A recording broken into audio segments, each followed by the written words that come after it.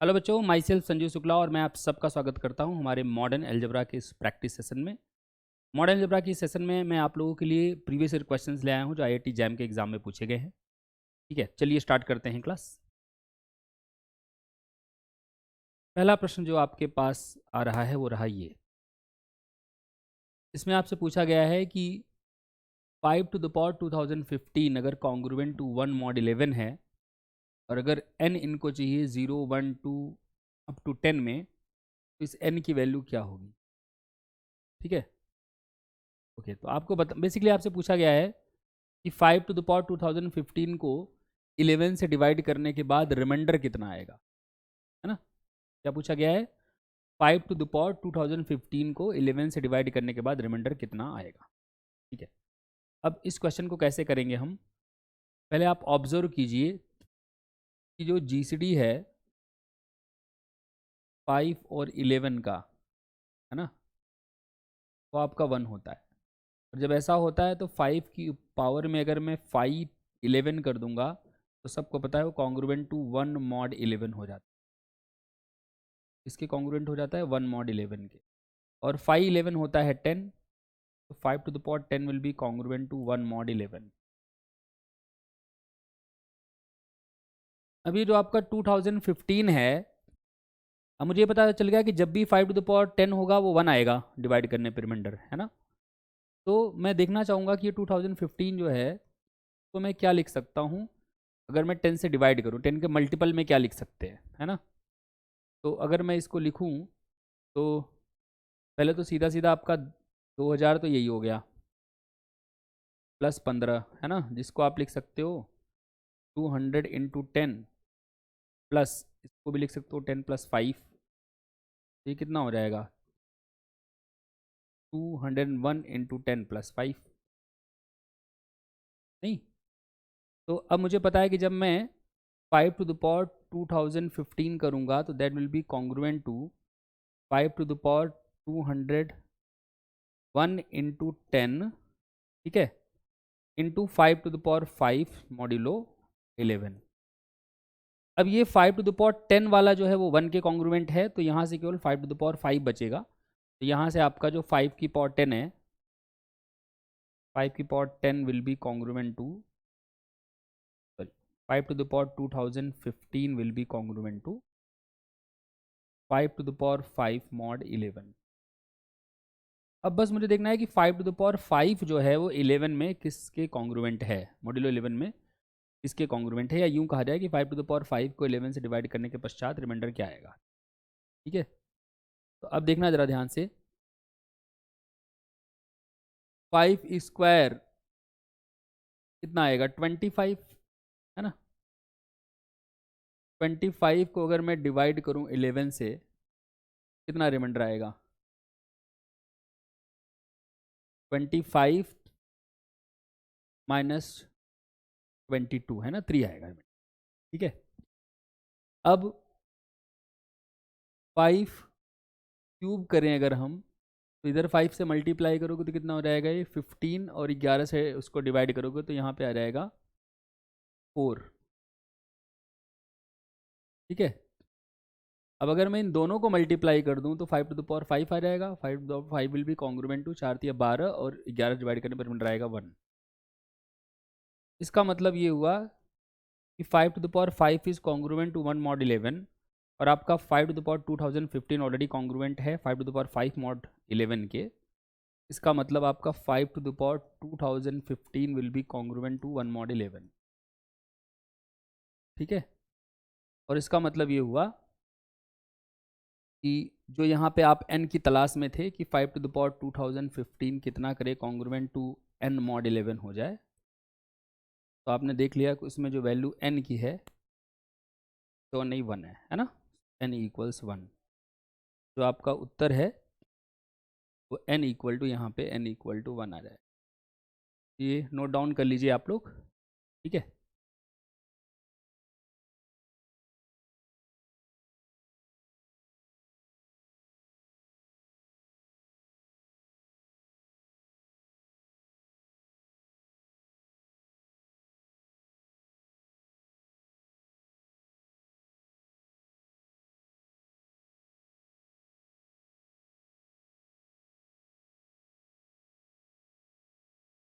Next slide देख लीजिए, I hope ये आपने लिख लिया होगा।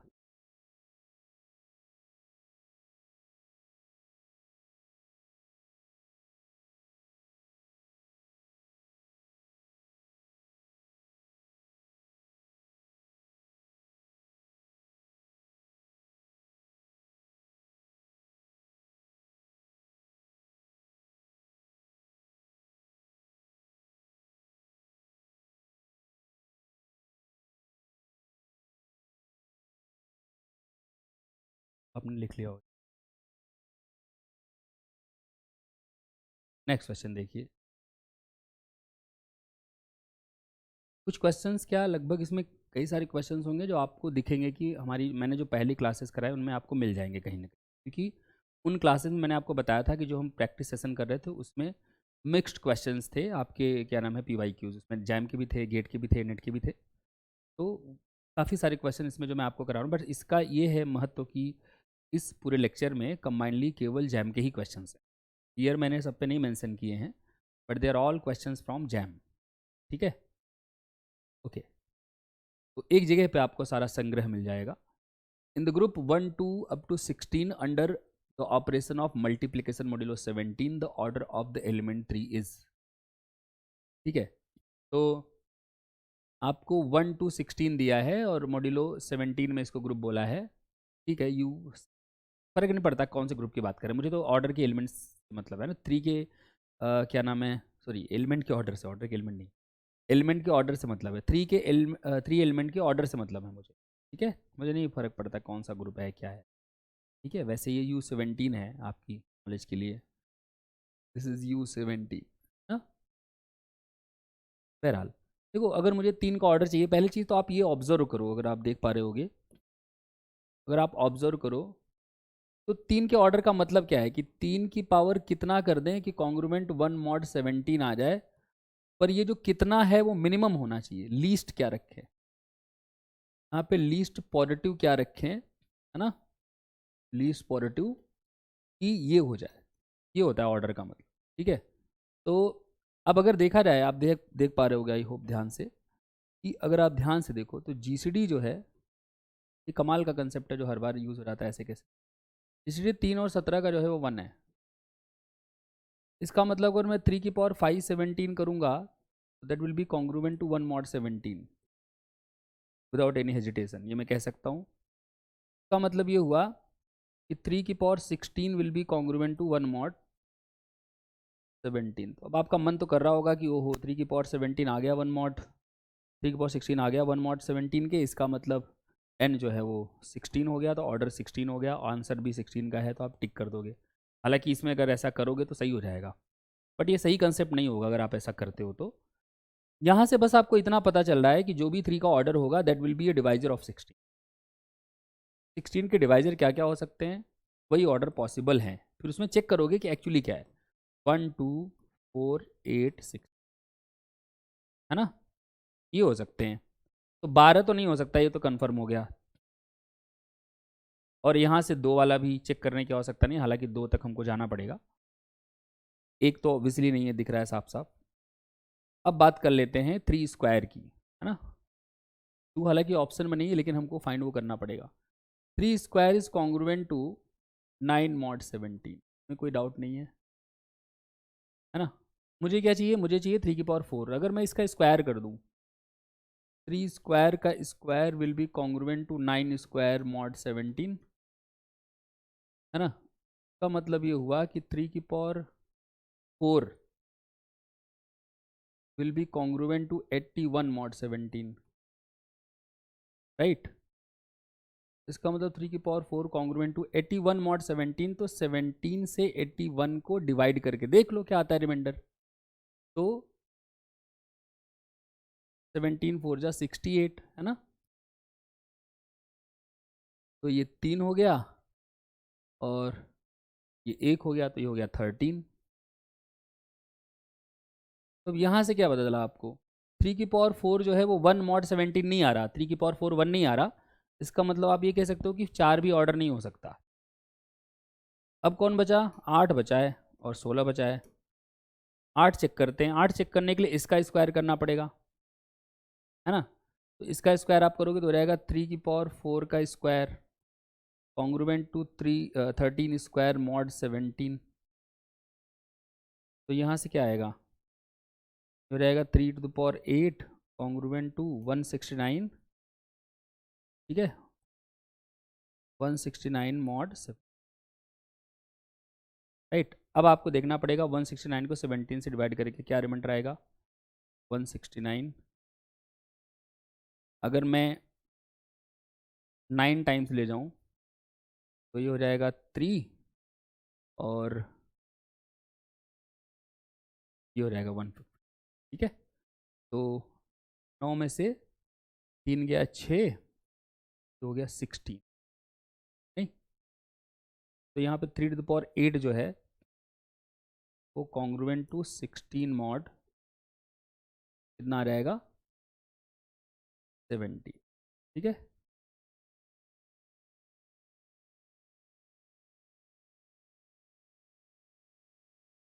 तो ये भी 1 नहीं आया, इसका मतलब ऑर्डर 3 का 8 भी नहीं हो सकता, है ना। तो पॉसिबल ऑर्डर क्या थे, 2 नहीं हो सकता, 4 नहीं हो सकता, 8 नहीं हो सकता, फिर 16 है। तो करेक्ट आंसर क्या है, 16, ठीक है। तो ये प्रश्न आप लोग लिख लीजिए।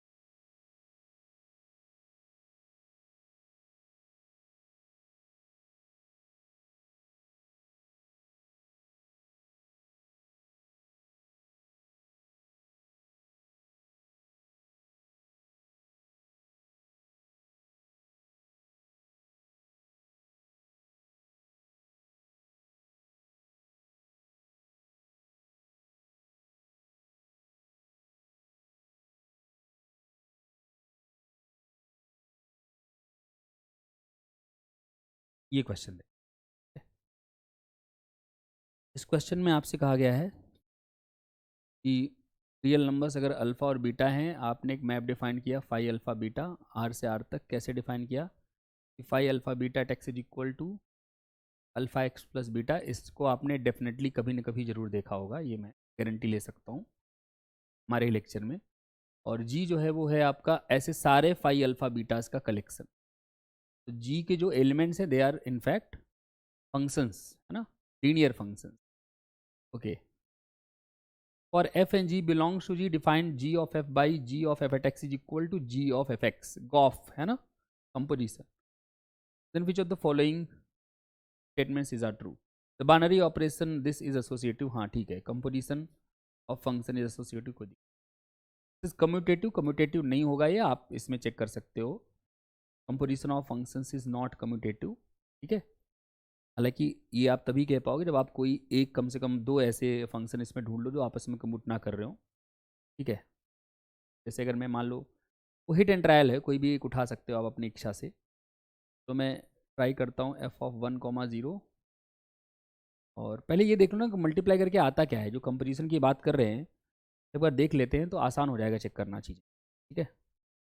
तो इन्होंने कहा है कि phi of alpha comma beta at any X define कैसे है, this is alpha X plus beta. तो अगर मैं कोई फाई ऑफ कॉमा डी या के दो गामा कॉमा डेल्टा या डेल्टा कॉमा गामा ले लेता हूँ, delta comma gamma at x, so that will be delta x plus gamma. तो अगर मैं phi alpha comma beta composition phi delta comma gamma लूँ एक्स पे, तो वो हो जाएगा फाई अल्फ़ा कॉमा बीटा और gamma comma delta comma gamma जब एक्स पे लगाओगे that will be delta x plus gamma. और ये क्या हो जाएगा, that will be alpha times delta x plus gamma plus beta. तो यहाँ से आएगा alpha delta X, alpha delta x plus alpha gamma plus B. तो अगर देखा जाए तो ये अगर इस लैंग्वेज में लिखा जाए फाई अल्फ़ा बीटा की लैंग्वेज में, तो अल्फ़ा की जगह पे अल्फ़ा इंटू डेल्टा है और बीटा की जगह पे अल्फ़ा गामा प्लस बीटा है। तो आप ये कह सकते हो कि जो आपका फाई, तो आपका phi alpha comma beta composition phi delta comma gamma है, that comes out to be phi क्या alpha delta alpha gamma plus beta, alpha delta comma alpha gamma plus, कुछ यूँ हुआ कि अल्फ़ा डेल्टा यहाँ लिखा दिया गया, फिर अल्फ़ा गामा और प्लस बीटा जो है वो यहाँ लिखा दिया। ठीक है, याद रखने का तरीका जैसे भी याद हो आप। ठीक है, अब कह रहे हैं कि कम्यूटेटिव है कि नहीं है, तो अब यहीं से अगर मैं आपको वैल्यू पूछूं, what is value of phi delta comma gamma composition phi alpha comma beta, तो बाय डेफिनेशन इन दोनों का मल्टीप्लिकेशन पहले करो, तो फाई डेल्टा अल्फ़ा कॉमा इन दोनों का मल्टीप्लिकेशन मतलब डेल्टा बीटा और प्लस ये वाला गामा। अब आप देख पा रहे हो कि दोनों बराबर होने बिल्कुल जरूरी नहीं है, ये तो इसके बराबर हो जाएगा, पर alpha gamma plus beta is equal delta क्या नाम है बीटा प्लस गामा हो जाए ऐसा जरूरी नहीं है। Therefore this composition is not commuted, है ना।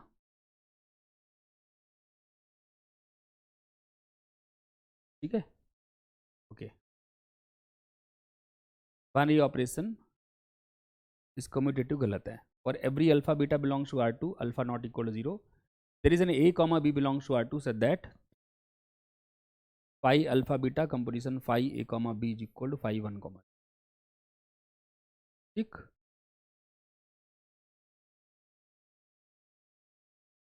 क्लियर है ना ये। अब देखना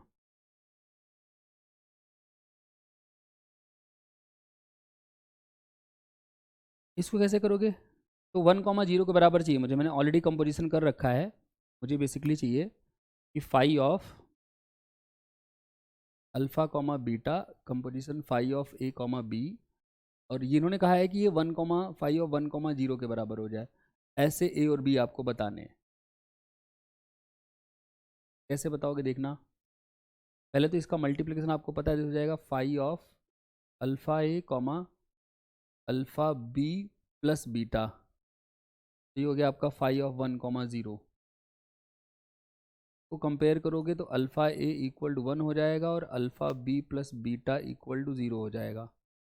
तो यहाँ से ए की वैल्यू हो जाएगी 1 बाई अल्फ़ा, है ना, और बी की वैल्यू हो जाएगी माइनस बीटा बाई अल्फ़ा। ना द क्वेश्चन इज़ कि भाई ये हमेशा पॉसिबल है कि नहीं वो देखते हैं पहले, है ना।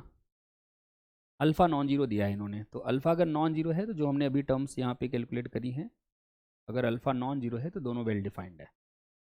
तो आपको जो ए और बी पूछा जा रहा था वो ए और बी आपने ढूंढ के इनको बता दिया कि वो ये ए और बी होंगे। ठीक है,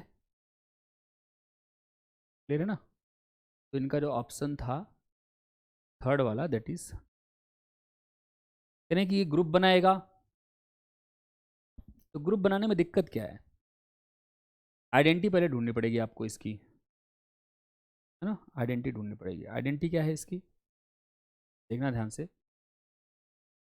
phi of A comma b को अगर आप कंपोजिशन लो फाई ऑफ 1 कॉमा 0 के साथ, तो by definition it will be a into 1, so this a into 1, है ना, फिर ए इंटू 0, ठीक है, a into 0 plus b will be phi of A comma b. मतलब ये हुआ कि भाई ये जो फाई 1 कॉमा 0 नाम का एलिमेंट है ग्रुप में नहीं सेट में जी में, वो एक आइडेंटिटी का काम कर रहा है। ठीक है, और इन्वर्स भी आपने देखा अभी मिल ही जाएगा। ठीक है, इसका मतलब ये हुआ कि भाई ये ग्रुप स्ट्रक्चर बन जाएगा आपका, ये जो है वो कंपोजिशन के रिस्पेक्ट में ग्रुप बनेगा, लेकिन एक शर्त है,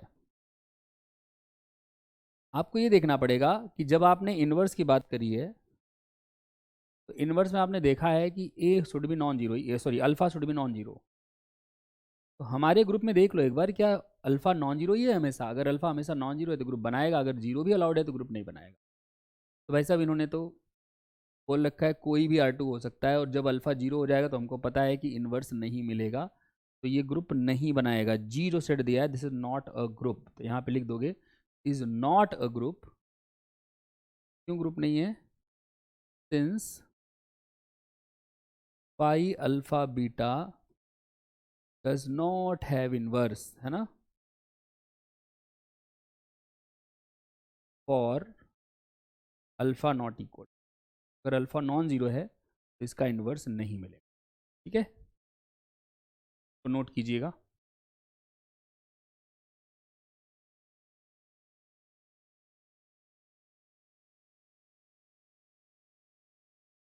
पहला तो ये हो गया आपका फर्स्ट स्लाइड।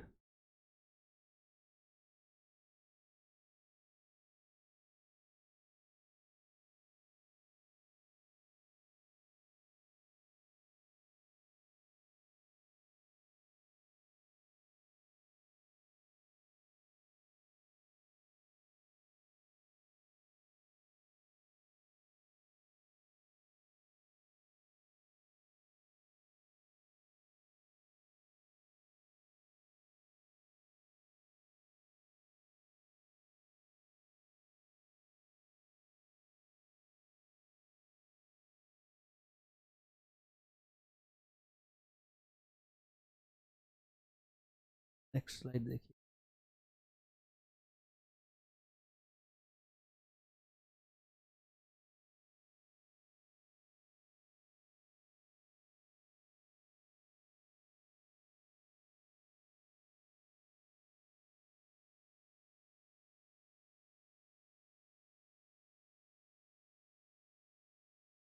नेक्स्ट,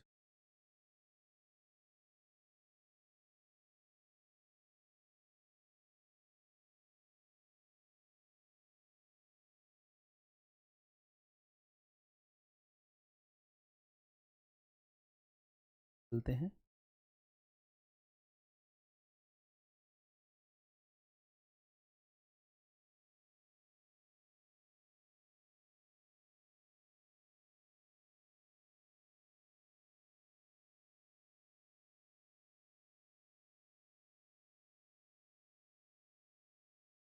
ये क्वेश्चन देखिए।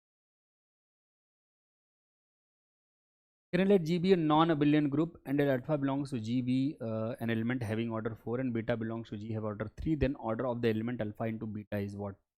6, 12 वगैरह वगैरह वगैरह।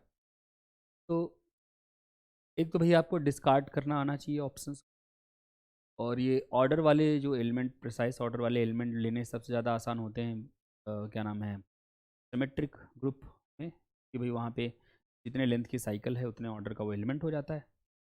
इसी बात का फ़ायदा उठाते हुए अगर मैं अल्फ़ा को लेट करूँ कि अल्फ़ा आपका है 1 2 3 4, बीटा मान लो आपका है 1 2 3, तो आप देख पा रहे हैं कि ऑर्डर अल्फ़ा जो है वो 4 होगा और ऑर्डर बीटा जो है वो 3 होगा। ठीक है, अब अगर मैं अल्फ़ा इंटू बीटा करूँ, alpha into beta will be 1 2 3 4 multiplied by 1 2 3। अब ये क्या हो जाएगा आपका, देखिएगा, 1 2 पे गया, 2 3 पे गया तो 1 3 पे गया, 3 1 पे गया, 1 2 पे गया तो 3 2 पे गया, 2 3 पे गया, 3 पे गया, है ना, और 3 4 पे गया, 4 पे गया। ठीक, 4 यहाँ 4 पे गया, 4 यहाँ 1 पे गया, तो ये क्लोज हो गया। अल्फ़ा बीटा आ गया आपका 1 3 2, का मतलब order alpha beta will be 4। अब ये जो 4 है ना तो ये 6 के बराबर है, ना तो ये 12 के बराबर है, नहीं ये 12 इंटू के टाइप का है फॉर सम के ग्रेटर देन। तो इसका मतलब 3 ऑप्शन तो इसने डिस्कार्ड कर दिए, पहला ऑप्शन, दूसरा ऑप्शन, तीसरा ऑप्शन। इसका मतलब चौथा option, that this order need not be finite, that is correct. ठीक है, नोट कर लीजिए इसको।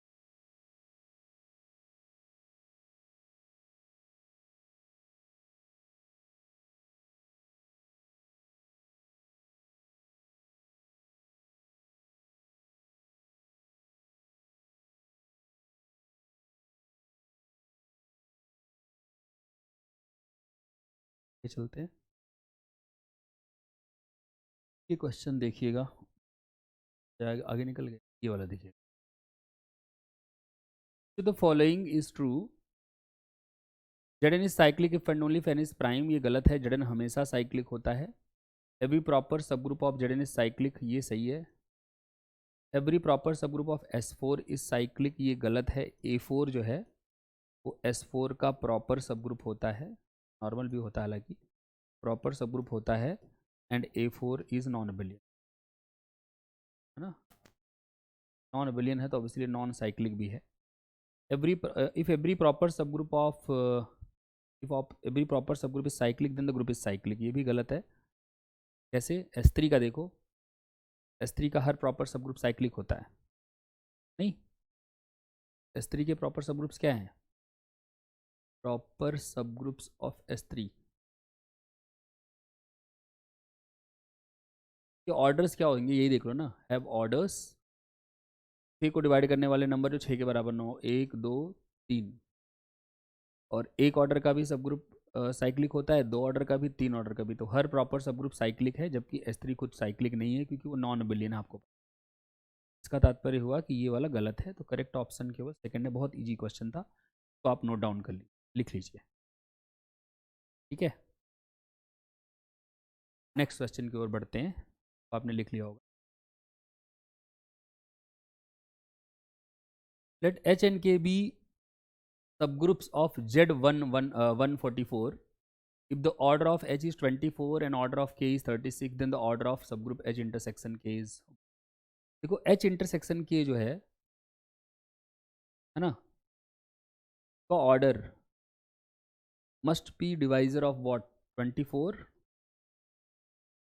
as well as 36, ठीक है। तो वैसे तो देखा जाए तो इनमें से सब के सब जो हैं 24 और 36 दोनों को डिवाइड करें, लेकिन याद रखिएगा क्योंकि आप ग्रुप साइक्लिक बोल रहे हो, साइक्लिक ग्रुप में किसी भी ऑर्डर का एक ही सब ग्रुप मिलता है, किसी भी ऑर्डर का एक ही सब ग्रुप मिलता है, यूनिक सब ग्रुप। तो इसका मतलब जो आपका H इंटरसेक्शन K होगा, that will be the greatest common divisor of 24 and 36, ठीक है। इसका ऑर्डर जो होगा P ऑफ 24 एंड 36 भी 12, ठीक है। तो ये सही है, एक से अधिक नहीं मिल सकता है ना, ठीक है ना। साइक्लिक ग्रुप है, लिखिए इसको।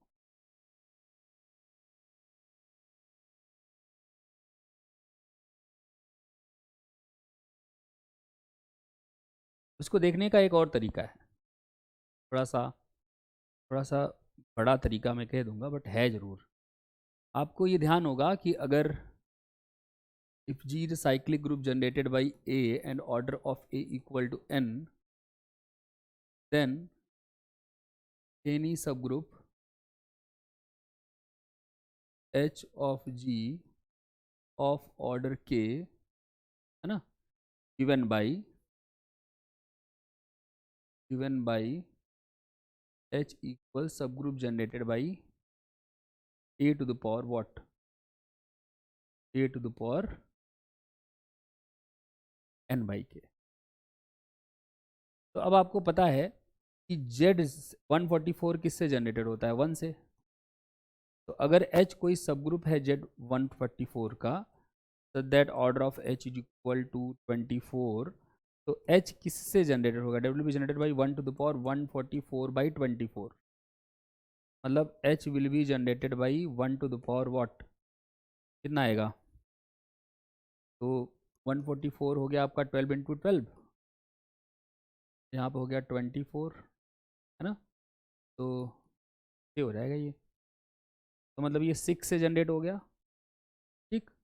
और केक ऑर्डर कितना था? केक ऑर्डर था 36, तो इसका मतलब k will be generated by 1 to the power 144 by 36। अब 144 बाई 36 तो वही 12 इंटू 12 बाई 36, 3 4 ज़ा 12, हो गया 1 टू द पावर 4, का मतलब k का ऑर्डर हो गया 4, सॉरी k जनरेटेड बाई 4 हो गया। तो h किससे जनरेट हो रहा है? h जनरेट हो रहा है 6 से। k किससे जनरेट हो रहा है? 4 से।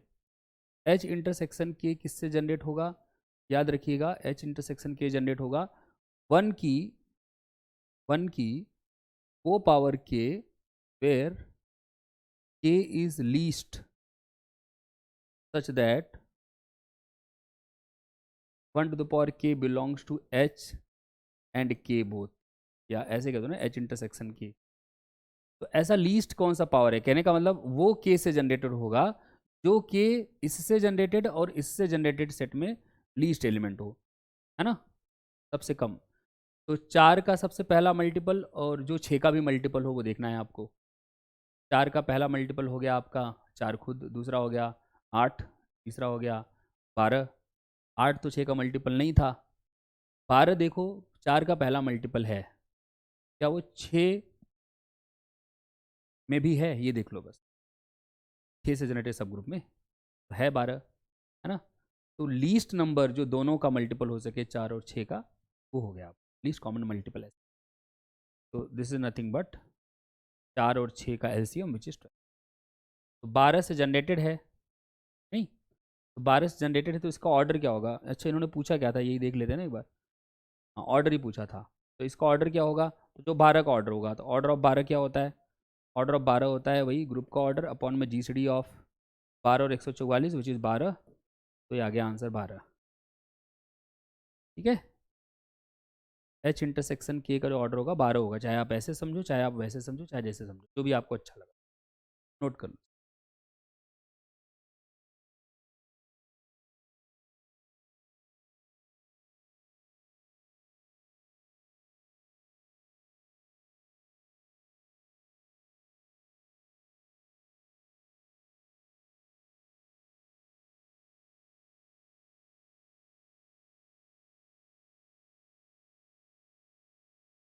तरीका भी नोट कर सकते हो आप, और ये तरीका भी नोट कर, ये बहुत हैंडी तरीका है, आराम से हो जाने वाला। और ये वाला तरीका जो है थोड़ा सा दुर्लभ है, दुर्लभ तो नहीं है बट ये कंसेप्ट पता होना। ओके नेक्स्ट क्वेश्चन देखते हैं। Suppose G is a cyclic group and tau and sigma and tau belongs to G are, that order sigma is 12 and order tau is 21, then the order of smallest group containing sigma and tau is। देखो मान लो वो H है, let H be that smallest subgroup, let H be that smallest subgroup, ठीक है। then then मुझे ये बताइए कि क्योंकि सिग्मा और टॉ दोनों H में हैं, ऑब्वियसली सिग्मा का ऑर्डर भी H के ऑर्डर को डिवाइड करेगा और टॉ का ऑर्डर भी H के ऑर्डर को डिवाइड करेगा। और सिग्मा क्या है, सिग्मा का ऑर्डर क्या है, 12 डिवाइड करेगा H के ऑर्डर को, और टॉ का ऑर्डर है 21, 21 भी डिवाइड करेगा H के ऑर्डर को।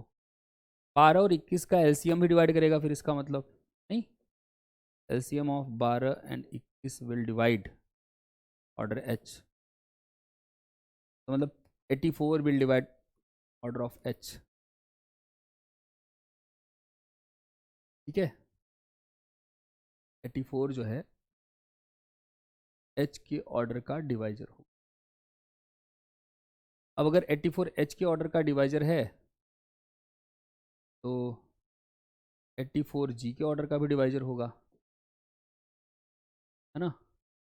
और G में फिर वही कहानी कि हर ऑर्डर का यूनिक सब ग्रुप मिलता है, तो 84 ऑर्डर का एक ही सब ग्रुप मिलेगा, ठीक। यहाँ से हम ये निष्कर्ष निकाल सकते हैं कि जो H है उसका ऑर्डर 84 होना चाहिए, ठीक है। H का ऑर्डर क्या होना चाहिए, 84, का करेक्ट आंसर आएगा 84, ठीक।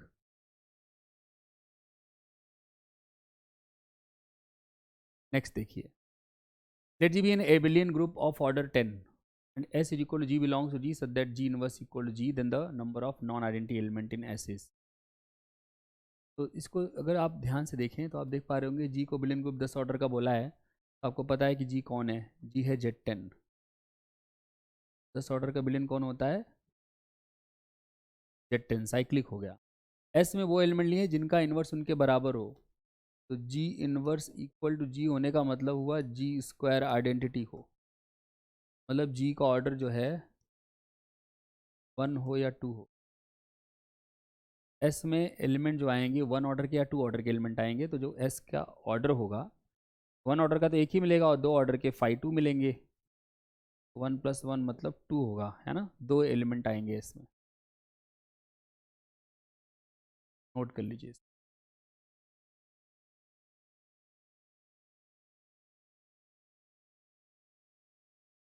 आगे चलते हैं। The least positive integer n such that cos pi by 4 sin pi by 4 minus sin pi by 4 cos pi by 4 matrix of order 2 is। देखो जब यहाँ पे cos theta sin theta minus sin theta cos theta power n हो, इसको आप ऐसे भी लिख सकते हो cos थीटा, इनफैक्ट आप लिख सकते हो इसको cos माइनस थीटा और माइनस साइन माइनस थीटा और साइन माइनस थीटा तो कॉस माइनस पावर एन। और फिर आपको वो रोटेशन मैट्रिक्स वाला फंडा पता होगा कि जो यहाँ पे पावर लगता है वो यहाँ मल्टीप्लाई हो जाता है, मतलब ये हो जाएगा आपका cos minus N theta minus sine minus N theta और ये साइन माइनस एन थीटा और ये cos minus N theta. Cos minus N theta हो गया cos theta cos N theta और माइनस ये माइनस उसका बाहर जाएगा तो प्लस हो जाएगा, यहाँ पे रहेगा साइन एन थीटा और ये हो जाएगा आपका साइन एन थीटा, माइनस बाहर हो जाएगा और यहाँ हो जाएगा कॉस एन थीटा। अब मुझे चाहिए थीटा की जगह पे पाई बाई 4, ठीक है। तो अगर मैं कॉस पाई बाई 4 और क्या था यहाँ पे, क्या था कॉस पाई बाई 4 और क्या था साइन पाई बाई 4 और minus sine pi by 4। Cos pi by 4 यहाँ पे था साइन पाई बाई 4, यहाँ पे था माइनस साइन पाई बाई 4, यहाँ पे था कॉस पाई। तो इसकी पावर n करना है इक्वल टू आइडेंटिटी चाहिए 1001। हमने अभी देखा कि ये जो n है वो एंगल में मल्टीप्लाई हो जाता है, मतलब ये रहेगा cos of n pi by 4 sine of n pi by 4 divided by minus sine of n pi by 4 और into cos n pi by 4। मुझे ये आइडेंटिटी चाहिए 1001, ऐसा लीस्ट n चाहिए, लीस्ट n, इसको आइडेंटिटी बना दे। तो मतलब मुझे चाहिए क्या कि कॉस n पाई बाई 4 जो है वो 1 हो जाए और साइन n पाई बाई 4 जो है वो 0 हो जाए। तो कॉस n पाई बाई 4 1 होने का मतलब क्या हुआ, लीस्ट वैल्यू ऐसी n की जो इसको 1 बना दे, कितनी होगी, ये तभी 1 आएगा जब ऊपर जो है पाई का इवन मल्टीपल हो। n की वैल्यू अगर मैं 8 रखूँगा, है ना, लीस्ट वैल्यू अगर 8 रखूँगा तभी ऊपर 2 पाई बनेगा। अगर मैं 1 रख के देखूँ, 2 रख के देखूँ, 3 रख के देखूँ, 4 रख के देखूँ, है ना, तो 4 पे तो -1 आ जा रहा होगा। 8 रखोगे n की वैल्यू तभी ये जो है ये क्या नाम है 1 देगा। तो यहाँ पे तो n लीस्ट 8 आ रहा है, पर क्या n 8 रखने पे ये भी भाई साहब 0 दे रहे हैं? हाँ दे रहे हैं। ये उससे पहले भी 0 दे रहे हैं, लेकिन उससे पहले जहाँ पे ये 0 दे रहे हैं हर जगह ये वाला जो है वो 1 हो रहा हो, ये पॉसिबल नहीं है ना। जैसे पाई पे 0 देंगे तो पाई भी यहाँ मतलब n को 1 रखने पे, सॉरी n को 4 रखने पे ये 0 दे रहे हैं, लेकिन n को 4 रखने पे ये 1 नहीं दे रहे, ठीक है। 8 ही है वो least number, n equal to 8 लोगे तब जा करके ये आपका ये भी 1 हो जाएगा और ये भी 0 हो जाएगा। तो इसका मतलब इसका जो ऑर्डर है वो 8 है, ठीक है। नोट डाउन कर लीजिए, ये फंडा पहले तो आपको पता होना चाहिए, लिख लीजिए इसको।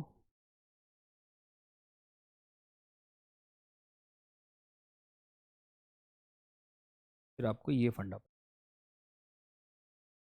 बाद इस क्वेश्चन में, ठीक है। ओके आगे देखते हैं।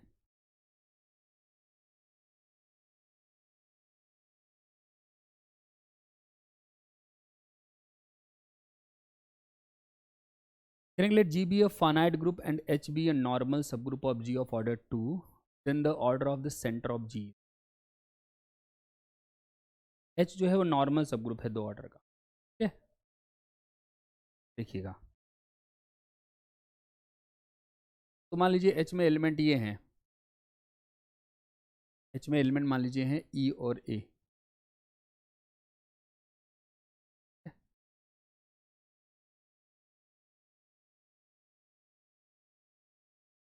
एक बच्चा किसी ने मतलब ऐसे ही मैंने देखा कमेंट किया हुआ इस क्वेश्चन को, मैंने जब पहले करा उसने कहा है कि सर एच का ऑर्डर 2 है ना, तो एच का ऑर्डर जी के ऑर्डर को डिवाइड करेगा, तो मतलब जी का ऑर्डर इवन हो गया। अब सेंटर का ऑर्डर भी जी के ऑर्डर को डिवाइड करता है ना, का मतलब क्योंकि ये इवन है तो सेंटर का ऑर्डर भी इवन होना चाहिए। हालांकि सेंटर का ऑर्डर इवन तो सही उत्तर है, पर ये लॉजिक बिल्कुल ही गलत है। जितना ये सही है कि उसका ऑर्डर जो है वो इवन है, उतना ही ये गलत है कि इस तरीके से वो, क्योंकि ऑर्डर जी का इवन तक तो सही बात है, लेकिन सेंटर का ऑर्डर भी इवन हो जरूरी थोड़ी है कि इवन नंबर को क्या केवल कोई इवन नंबर ही डिवाइड करता है, ए को 3 भी तो डिवाइड करता है ना, ये जरूरी नहीं है। बहरहाल तो फिर क्या अप्रोच होगी उसकी वो देखिए। एच जो है नॉर्मल दिया है आपको जी में, इसका मतलब ये हुआ कि कोई भी जी अगर आप जी का एलिमेंट लेते हो तो जी एच जी इन्वर्स करने पे वापस एच आना चाहिए।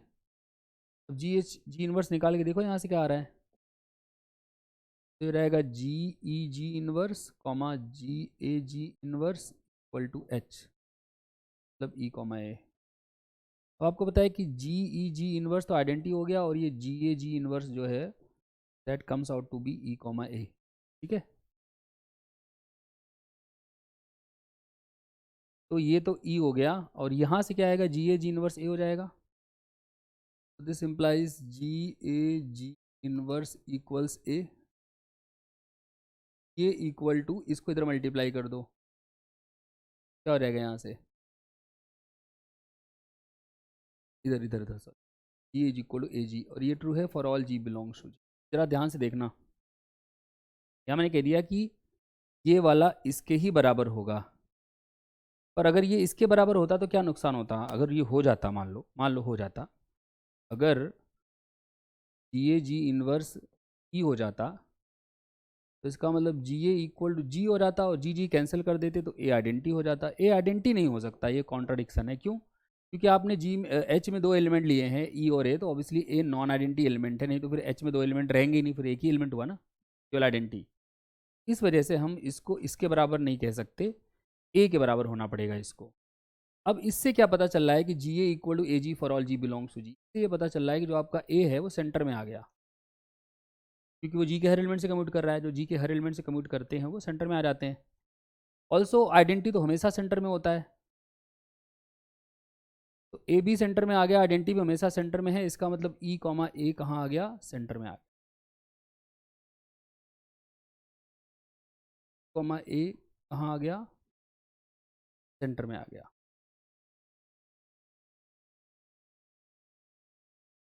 ठीक है, और ई कॉमा ए अगर सेंटर में आ गया, इसका मतलब ये हुआ order of E comma A will divide order of centre, का मतलब 2 डिवाइड्स ऑर्डर ऑफ सेंटर, मतलब सेंटर का ऑर्डर ग्रेटर और इक्वल टू 2 होगा ना। तो ये हो गया आपका सत्य वचन। कौन सा? 2 होना जरूरी नहीं है, 1 होना तो बिल्कुल सही नहीं है।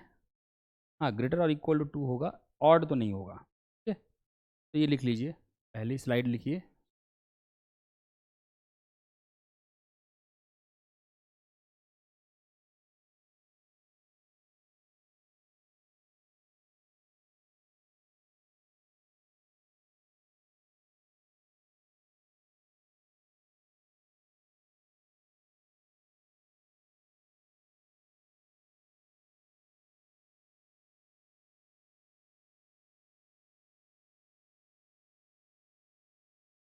Next slide.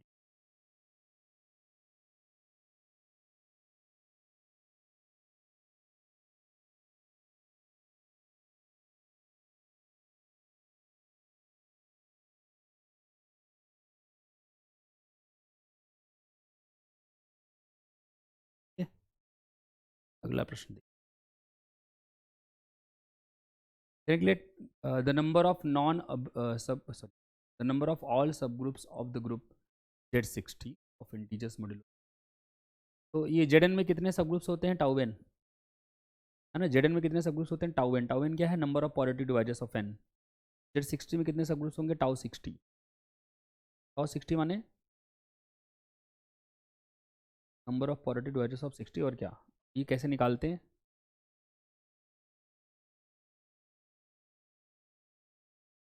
तो जितनी पावर्स है सब में 1 जोड़ के मल्टीप्लाई कर देते हैं, ठीक है।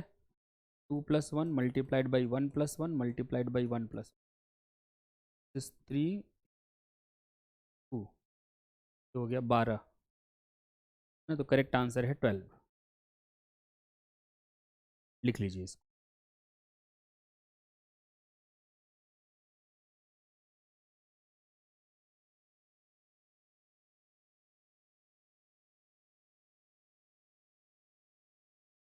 आपने कर लिया हो, आगे चलते हैं। देखिएगा next question. Let P be prime number and let G be group of all 2 × 2 matrices over ZP with determinant 1 under matrix multiplication the order of G। देखो आपको ये ध्यान में रखना पड़ेगा कि वहाँ करने वाला क्वेश्चन नहीं है, एग्जाम में नहीं हो पाएगा। ये आपको पता होगा पहले से इसका आंसर, तभी आप लिख पाओगे, और ये सबको पता होता है कि ln ZP जो है उसमें नंबर ऑफ एलिमेंट होते हैं p⁻n−1 into p⁻n−p and so on p⁻n−p⁻n−1, है ना। GN/ZP में इतने क्या नाम है एलिमेंट होते हैं। SLN/ZP में कितने होते हैं? SLN/ZP में एलिमेंट होते हैं GLN/ZP में जितने एलिमेंट हैं दैट डिवाइडेड बाई p-, ठीक है। p⁻n−1 p⁻n−p on p⁻n−p⁻n−1 divided by p-। ये SLN/ZP में नंबर ऑफ एलिमेंट है। और मुझे चाहिए कि इसमें 2 × 2, तो n तो मेरा 2 हो गया, n को 2 रखो। तो जब आप SL2ZP की बात करोगे तो दैट विल बी p²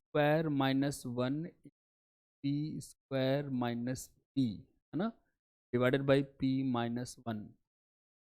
ये हो जाएगा p-1 p² -1 p-1 into p+1। यहाँ से p कॉमन ले लो तो ये भाई साहब भी p-1 हो जाएंगे, और यहाँ नीचे भी p-1 हो, ये इससे कैंसिल हो गया, तो ये हो गया p-1 इंटू p+1, है ना। p-1 इंटू p+1, ये पहला ही ऑप्शन है, ये करेक्ट ऑप्शन है। करेक्ट नहीं है ये, तो महा करेक्ट नहीं है ये, तो महान करेक्ट, ठीक। ये हो गया आपका प्रश्न, कर लीजिए इसको।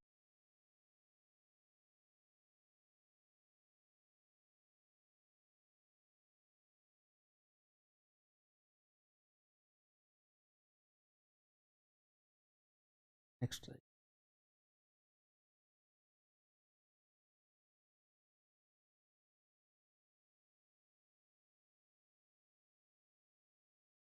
चलिए आगे चलते।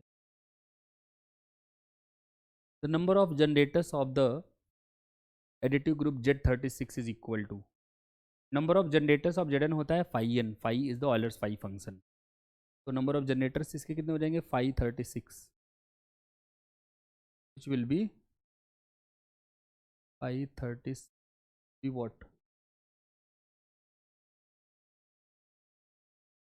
5 3 स्क्वायर इंटू स्क्वायर नहीं जाएगा, 5 3 स्क्वायर 5 2 स्क्वायर, 5 2 स्क्वायर मतलब 5 4, वो तो 2 होता है, दुनिया को पता है। और ये रहेगा 3² - 3, तो रहेगा 6 नहीं 12। करेक्ट आंसर है दिस।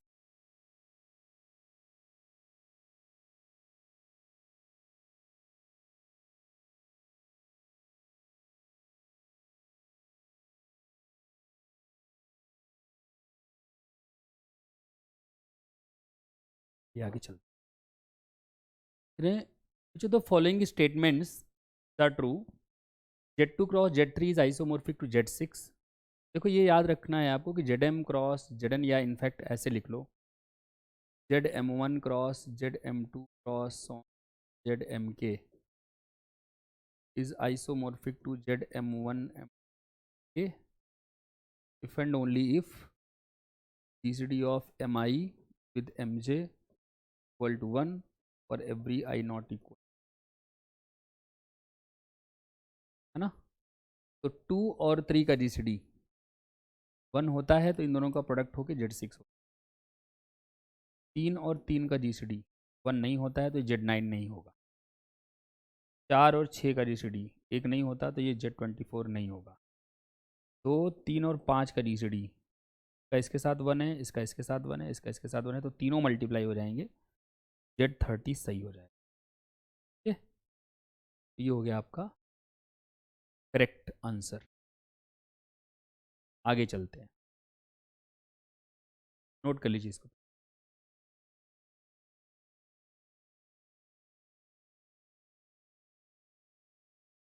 चलते हैं। Let G be finite group and order G denote its order. ठीक है भाई। Then which of the following statements is are true? G is abelian if order G is equal to P Q where P and Q are distinct primes. ये कथन असत्य है। क्या आपको पता है कि अगर मैं ऑर्डर S3 की बात करूं तो वो 6 होता है, जो कि 2 इंटू 3 है। ये P है, ये Q है, डिस्टिंक्ट प्राइम है ना। बट ये नॉन अबिलियन है। कैसा ग्रुप है?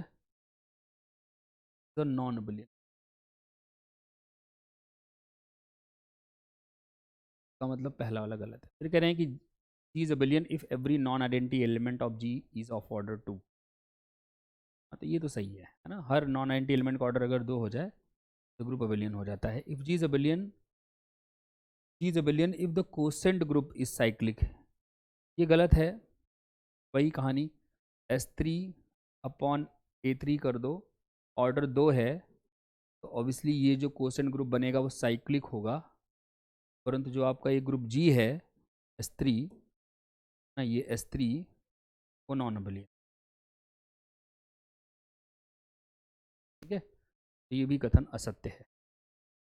4 की तरफ देखिए, कह रहे हैं कि G is abelian if order G is P to the power 3 where P is a prime. ये भी गलत है। जैसे आप Q8 ले लो, Q8 का ऑर्डर 8 होता है जो कि 2 टू द पावर 3 है, प्राइम की पावर 3 है, बट वो जो है अबिलियन नहीं है ना। अच्छा, किसी भी प्राइम के लिए अगर दिखाना हो तो उसके लिए भी आप लिख सकते हो वो HZP हाइजेनबर्ग ग्रुप। आपको ध्यान होगा HZP the Heisenberg group 1AB01C01, जहाँ ABC belongs to what? ZP है। ठीक है, तो इसका ऑर्डर कितना होता है HZP का? ये ग्रुप बनाता है with respect to usual multiplication matrix. इसका ऑर्डर होता है P क्यूब, है ना। तो ये नॉन अबिलियन होता है, तो इसका मतलब ये वाला कथन भी सत्य नहीं है। तो करेक्ट ऑप्शन इसमें क्यों हुए, नोट डाउन कर लीजिए।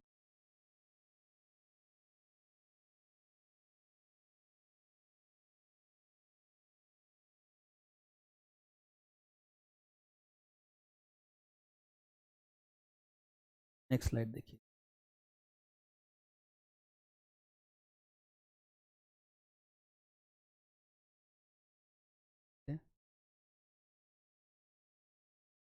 ये प्रश्न हम एक बार आपको करा चुके हैं एक अलग अप्रोच। क्वेश्चन हम आपको कराने जा रहे हैं अब दूसरी अप्रोच से, क्योंकि अभी तक आप लोगों ने फ्राइडे वाला जो ट्यूसडे वाला जो लेक्चर है वो देख लिया होगा, जिसमें आपको मैंने Sylow theorem, same question I am going to do with the help of Sylow theorem.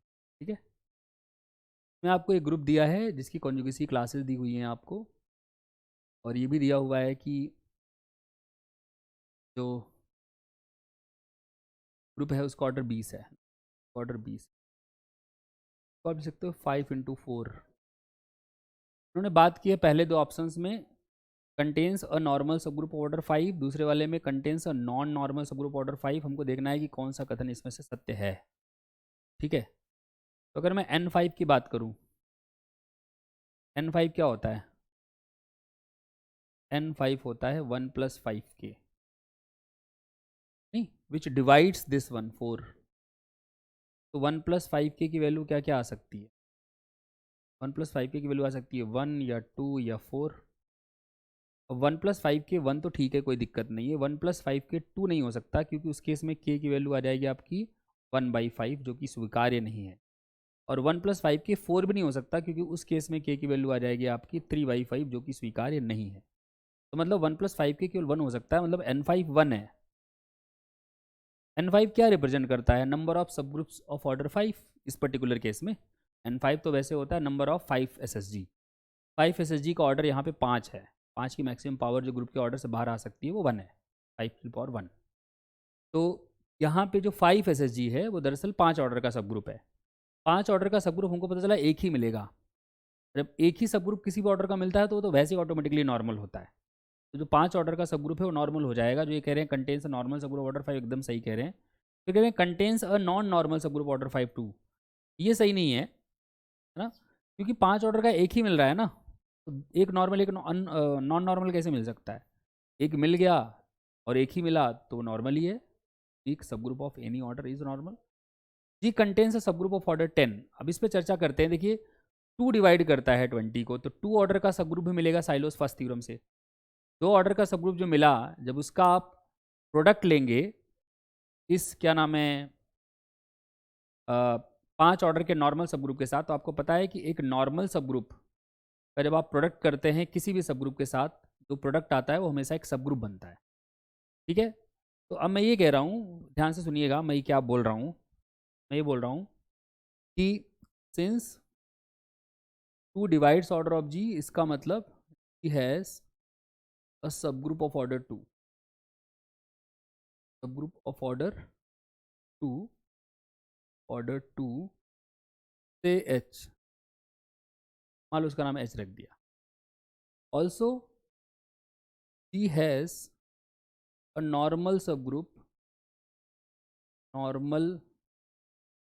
Group of order 5 से के,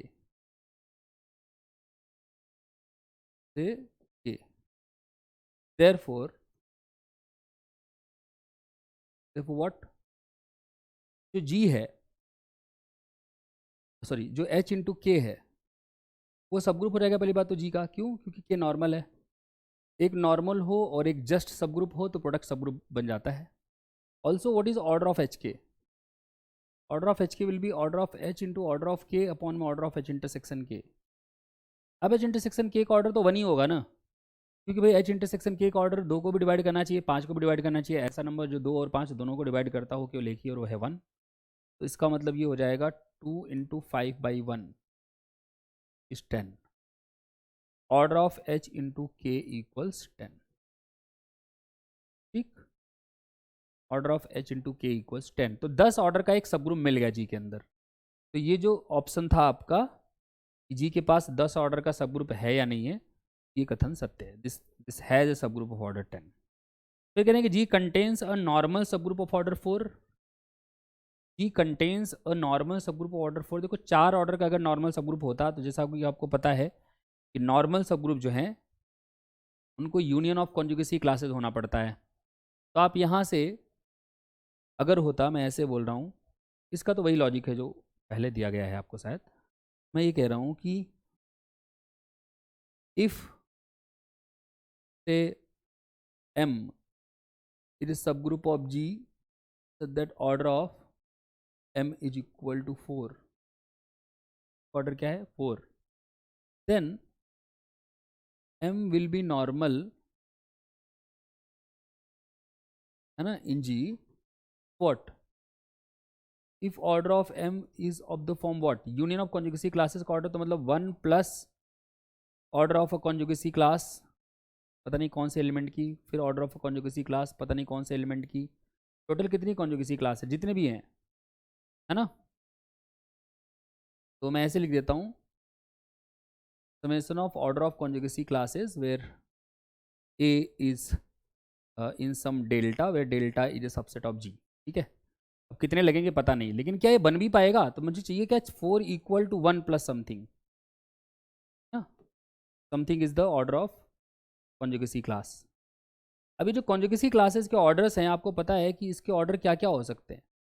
इसके ऑर्डर जो हैं वो इस सेट में बिलोंग कर रहे हैं। देखो ना, कॉन्जुगेसी क्लासेस का ऑर्डर क्या क्या दिया हुआ है क्वेश्चन में। देखो 1 4 5 5, 1 4 5 5 5। अब मुझे ये बताओ कि इनमें से कौन से मैं रखूँ वन को छोड़ के। ऑब्वियसली वन तो नहीं लेंगे हम, वन तो ऑलरेडी हमने लिख दिया है, अलग से लिख दिया है। तो हमारे पास है 4 5 5। 4 5 5 में यहाँ क्या रख दें कि सम करने पे 4 आ जाए।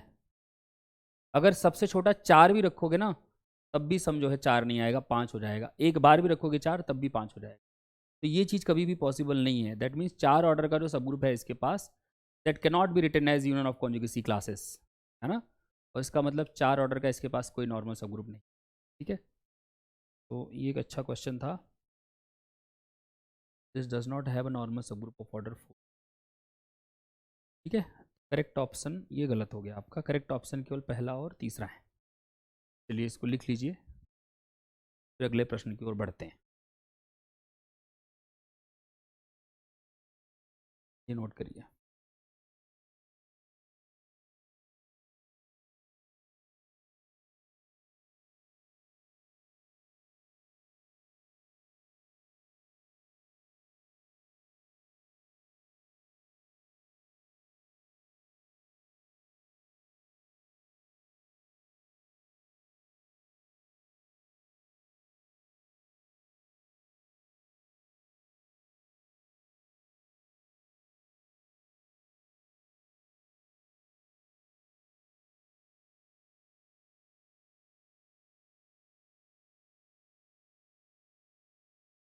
Next question, let H denote the group of all 2 cross 2 invertible matrices over Z5 under matrix multiplication, then the order of this particular element is what। Order निकालने का देखो इसमें कोई रहस्यमय तरीका नहीं है। ऑर्डर निकालने का सिंपल तरीका है, आपको पावर लगानी पड़ेगी और चेक करना पड़ेगा कब आइडेंटिटी पहली बार आता है। 2 3 1 2 का अगर मैं स्क्वायर करूँ तो ये रहेगा 2 3 1 2 मल्टीप्लाइड बाई 2 3 1 2, तो रहेगा 2 4 और 3। तो 4 और 3 7 को 5 से डिवाइड करो। याद रखना मॉड्यूलो 5 में चल रहा है सब कुछ। जैसे ही 5 से ज़्यादा होगा 5 से डिवाइड करोगे, रिमाइंडर लिखोगे। 4 3 7, 5 से डिवाइड करो, रिमाइंडर 2। फिर अगला चलते हैं, ये इससे मल्टीप्लाई होगा और ये इससे मल्टीप्लाई होगा। 6 6, तो उसको 5 से डिवाइड करते रिमाइंडर 1 आ गया, और 3 दूनी 6, इसको भी 5 रिमाइंडर 1 आ गया, तो यहाँ पे भी 2 आ जाएगा। फिर इसको करते हैं 1 इंटू 2, 2 हुआ, 2 इंटू 1 2 हुआ, तो 4 आ गया, है ना। फिर क्या करते हैं 3 + 4 7, तो यहाँ पे 2 आ गया, है ना रिमाइंडर। ये तो आइडेंटिटी नहीं आया, तो फिर से इसका क्यूब करते हैं, तो 2 3 1 2 का क्यूब, तो दैट इज़ 2 3 1 2 का स्क्वायर ऑलरेडी है, इनटू में 2 2 4 2, सॉरी 2 3 1 2। तो ये तो आपके पास ऑलरेडी है 2 4 2 मल्टीप्लाइड बाई 2 3 1 2, विच इज़ 4 + 2 6 को 5 से डिवाइड करो, रिमाइंडर 1, 6 और 4 10 0, 4 नहीं 8 और 2 10 0, 4 3 12 को 5 से डिवाइड करो, रिमाइंडर 2 आया, और 2 दूनी 4, 4 2 6 को 5 से डिवाइड करो, रिमाइंडर 1 आया। तो ये आइडेंटिटी आ गया, मतलब इसका ऑर्डर जो है वो 3 है। ठीक है, ये लिख लीजिए।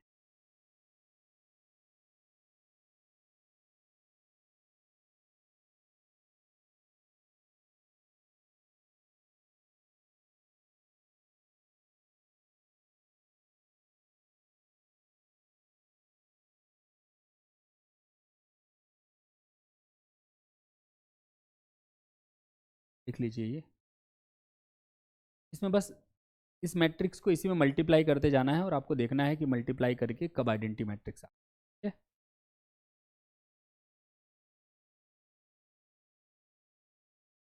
द नंबर ऑफ सब groups of Z7 cross Z7 of order 7। देखो किसी भी प्राइम ऑर्डर के सब ग्रुप निकालने हैं ना, तो मतलब साइक्लिक सब ग्रुप काउंट करने हैं आपको। साइक्लिक सब ग्रुप कितने होते हैं, number of element of that order divided by 5 of that number. 7 order के साइक्लिक सब ग्रुप कितने होंगे इसके पास, 7 ऑर्डर के एलिमेंट कितने हैं, डिवाइडेड बाई 5 मतलब 6। अब 7 ऑर्डर के इसमें कितने एलिमेंट होंगे? देखो इसमें हर एलिमेंट का ऑर्डर 1 या 7 है, इसमें भी हर एलिमेंट का ऑर्डर 1 या 7 है, और जब एलसीएम लोगे एलसीएम भी 1 या 7 ही आएगा। इस ग्रुप के हर एलिमेंट का ऑर्डर जो है वो 1 या 7 है, और टोटल इसमें 49 एलिमेंट्स हैं, है ना। एक एलिमेंट जो है उसका ही ऑर्डर बस 1 होता है, वो आइडेंटिटी है, उसको हटा दो तो बचे कितने? 48 एलिमेंट्स होंगे जिनका ऑर्डर 7 होगा। तो नंबर ऑफ सब ग्रुप्स जो होंगे आपके, नंबर ऑफ सब ग्रुप्स ऑफ ऑर्डर 7, सब ग्रुप्स ऑफ ऑर्डर 7, वो आपका हो जाएगा number of elements of order 7 which is 48 divided by 5 7। तो ये हो गया 48 डिवाइडेड बाई 6, कितना हो गया? 8। के पास 8 सब ग्रुप होंगे 7 ऑर्डर। ठीक है, लिख लीजिए।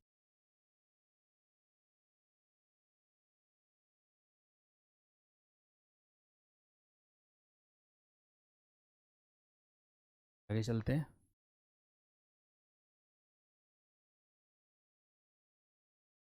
The number of elements of S5, the symmetric group on 5 letters which are their own inverse equals। Own inverse मतलब आपको चाहिए x inverse is equal to x हो जाए, इसका मतलब x square is equal to identity हो जाए। मतलब एक तो आइडेंटिटी हो गया, दूसरा एलिमेंट हो गया 2 ऑर्डर के। तो आपको बेसिकली S5 में 2 ऑर्डर के एलिमेंट काउंट करने हैं, है ना। किसी भी ग्रुप में 2 ऑर्डर के एलिमेंट हमेशा होते हैं ऑड, और एक आइडेंटिटी हो गया, तो odd number of element plus 1, तो इवन आ गया आंसर। तो इसमें जो इवन नहीं है वो गलत है, 11 गलत है, 25 गलत है। या तो आंसर 10 है या तो 26 है। अगर आप कहीं से आश्वस्त हैं कि 10 से तो ज़्यादा ही एलिमेंट होते हैं 2 ऑर्डर के, तो फिर ऑब्वियसली 10 खत्म हो गया और आंसर डायरेक्टली 26। पर अगर देखा जाए तो 2 ऑर्डर के एलिमेंट क्या होंगे? एक्स का ऑर्डर अगर 2 है, एक तो होगा वो 2 साइकिल्स मतलब ऐसे सिग्मा 1 2 टाइप के, और एक होगा वो 2 साइकिल्स 2 बार 1 2 3 4। ये भी हो सकता है। और कौन सा हो सकता है S5 में? और तो नहीं होगा, बस यही होंगे 2 प्रकार के, है ना। अब 2 2 लेंथ की 3 साइकिल तो नहीं लगा सकते ना, तो 2 लेंथ की या तो 1 साइकिल आएगी या तो 2 आएंगी, उससे ज़्यादा नहीं आ सकता, है ना। तो इसका साइकिल डिकम्पोजिशन बेसिकली हो गया, अगर देखा जाए 1 2 3 4 5, मतलब इसका साइकिल डिकम्पोजिशन ऐसे सिग्मा का जिनमें 1 2 2 हो, या फिर वो सिग्मा जिसमें यहाँ पे 1 2 3 4 5, मतलब साइकिल डिकम्पोजिशन जो सिग्मा का है वो 1 1 1 2। बहरहाल इसका मतलब है 2 लेंथ की साइकिल्स, है ना। तो number of cycles of length R, तो वो होता है N C R into R minus 1 factorial, तो हो जाएगा 5 CR 5 C2 into 2 minus 1 factorial. What is 5 C2 means? 5 C2 मतलब 2 माइनस 1 फैक्टोरियल, तो चलो ठीक है 1 हो गया। 5 C2 मतलब 5 factorial upon 3 factorial into 2 factorial, है ना। तो ये कितना हो गया? 5 फैक्टोरियल बटे 3 फैक्टोरियल, तो इसको लिख सकते हो आप 5 into 4 into 3 factorial upon 3 factorial factorial. तो 2 दूनी 4 और 3 से 3 खत्म, 10 आ गए। ये 10 तो यही हो गए। अब ये कम से कम 2 3 तो आप जानते ही हो ना, 2 3 4 5 1 2 3 4, है ना। 2 तो जानते ही हो, तो मतलब 10 तो आंसर नहीं हो सकता है, तो कंफर्म हो गया। तो फिर अगला आंसर 26 बचा, वही सही है। हालांकि आप कैलकुलेट कर सकते हो, ये 15 आएंगे टोटल। का भी फॉर्मूला आपको पता है, number of cycles of length R, तो यहाँ हो गया। अब इसमें देखो, इस साइकिल डिकम्पोजिशन में एक लेंथ की एक साइकिल है, 2 लेंथ की 2 साइकिल हैं, तो इसके लिए फॉर्मूला वही लगाओगे, फैक्टोरियल 5 अपॉन में 1 to the power number of cycles of length 1 1 into factorial 1 2 to the power number of cycles of length 2 factorial. तो हो जाएगा, ये हो जाएगा 120 बटे कितना हो जाएगा 8, ये हो गया 15 ना। 15 और 10 25, और एक आइडेंटिटी एलिमेंट, टोटल हो गया 26। लिख लीजिए इसको।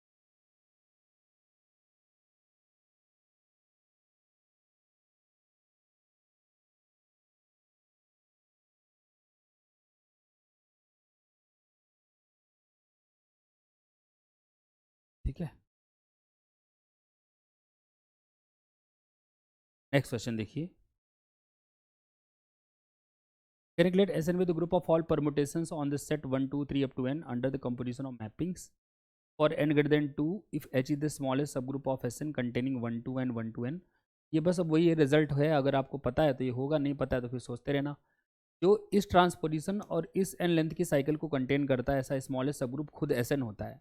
इन दोनों से जनरेट हो जाता है पूरा Sn। Sn in fact will be, sorry H in fact will be Sn, है ना। तो H Sn होगा, पहला ऑप्शन सही है। H अबिलियन होगा, ये गलत है क्योंकि n आपका दिया हुआ है ग्रेटर देन 2, तो n ग्रेटर इक्वल टू 3 होता है, तो Sn नॉन अबिलियन हो जाता है। The index of H in Sn is 2, गलत है, एक ग्रुप का उसी में इंडेक्स 1 होता है। H इज साइक्लिक, गलत है क्योंकि ये अबिलियन ही नहीं है, तो साइक्लिक कहाँ से हो जाएगा, है ना। ये वही है कि अब ये सारा खेल इस रिजल्ट का था, अगर आपको रिजल्ट पता है तो ये हो जाएगा, नहीं पता है तो फिर सोचते रहो कैसे करना है। वो तब भी सकता है बट थोड़ा सोचना पड़ सकता है। अगला प्रश्न देखिए, late S3 be the group of permutations of three distinct symbols, the direct sum S3 cross S3 has an element of order what। तो देखो इसके एलिमेंट का ऑर्डर है 1 3, इसके एलिमेंट का भी ऑर्डर है 1 2 3, है ना, 1 2 3। अगर मैं एलसीएम की बात करूं तो 1 के साथ एलसीएम 1 आएगा, 1 का 2 के साथ 2 आएगा, 1 का 3 के साथ 3 आएगा, 2 का 1 के साथ 2 आएगा, 2 का 2 के साथ 2 आएगा, 2 का 3 के साथ 6 आएगा, 3 का 1 के साथ 3 आएगा, 3 का 2 के साथ 6 आएगा, और 3 का 3 के साथ 3 आएगा। तो यही बस पॉसिबल ऑर्डर है एलिमेंट 1 2 3 6। तो इसमें 9 तो पॉसिबल नहीं है, 18 पॉसिबल नहीं है, 4 पॉसिबल नहीं है, 6 पॉसिबल। ठीक है,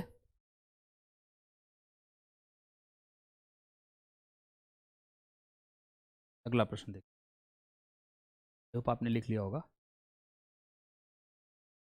late sigma be an element of the permutation group S5, then the maximum possible order of sigma is S5 में किसी भी एलिमेंट का मैक्सिमम पॉसिबल ऑर्डर क्या है। तो क्या 15 बना सकते हो। देखो 15 बनाने के लिए विधि क्या है, 15 बनाने के लिए या तो 15 लेंथ की साइकिल बनाओ, या तो एक 3 लेंथ की एक 5 लेंथ की बनाओ, लेकिन S5 में बनाना है तो 3 और 5, ज़्यादा 3 5 मत करो, हैं ज़्यादा 3 5 मत करो। 3 5 लेंथ की साइकिल आप S5 में नहीं बना सकते, टोटल लेंथ फिर 8 हो जाएगा ना, दोनों साइकिल की सम, लेंथ का सम। 10 बनाने के लिए आपको या तो 10 लेंथ की साइकिल मिल जाए, या फिर एक 2 लेंथ की एक 5 लेंथ की कम से कम मिले, तब एलसीएम 10 ला पाओगे आप। 5 2 7 सिंबल तब भी यूज़ करने पड़ जाएंगे, तो ये भी पॉसिबल नहीं है। फिर ऑर्डर बनाने के लिए या तो 6 लेंथ की साइकिल हो, जो कि S5 में पॉसिबल नहीं है, या फिर एक 2 लेंथ की एक 3 लेंथ की, जो कि पॉसिबल है, 6 बन जाएगा। तो 6 बन गया तो 5 सही कैसे हो सकता है, मैक्सिमम पूछा है ना, तो मैक्सिमम आप इसमें 6 ऑर्डर वाला परमुटेशन बना सकते हो, 10 15 वाला नहीं। लिख लीजिए।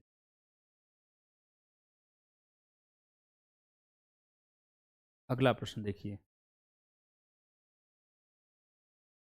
कि in the permutation group Sn n greater equal to 5 if H is the smallest subgroup containing all the 3 cycles, then which one of the following is true। Smallest subgroup containing all 3 cycles is simply the alternating group, so it will be H will be in fact An। तो index An का क्या होता है, what is index of H in G, what is index of An इन, पता है आपको, 2 होता है ना। Index of H in Sn is 2, order of H is 2, ये गलत है। H इज अबिलियन, ये गलत है क्योंकि n ग्रेटर इक्वल टू 5 दिया हुआ है, तो Sn और An दोनों ही हमेशा नॉन अबिलियन होंगे। H Sn होगा, ये भी गलत है। ठीक है, ये लिख लीजिए।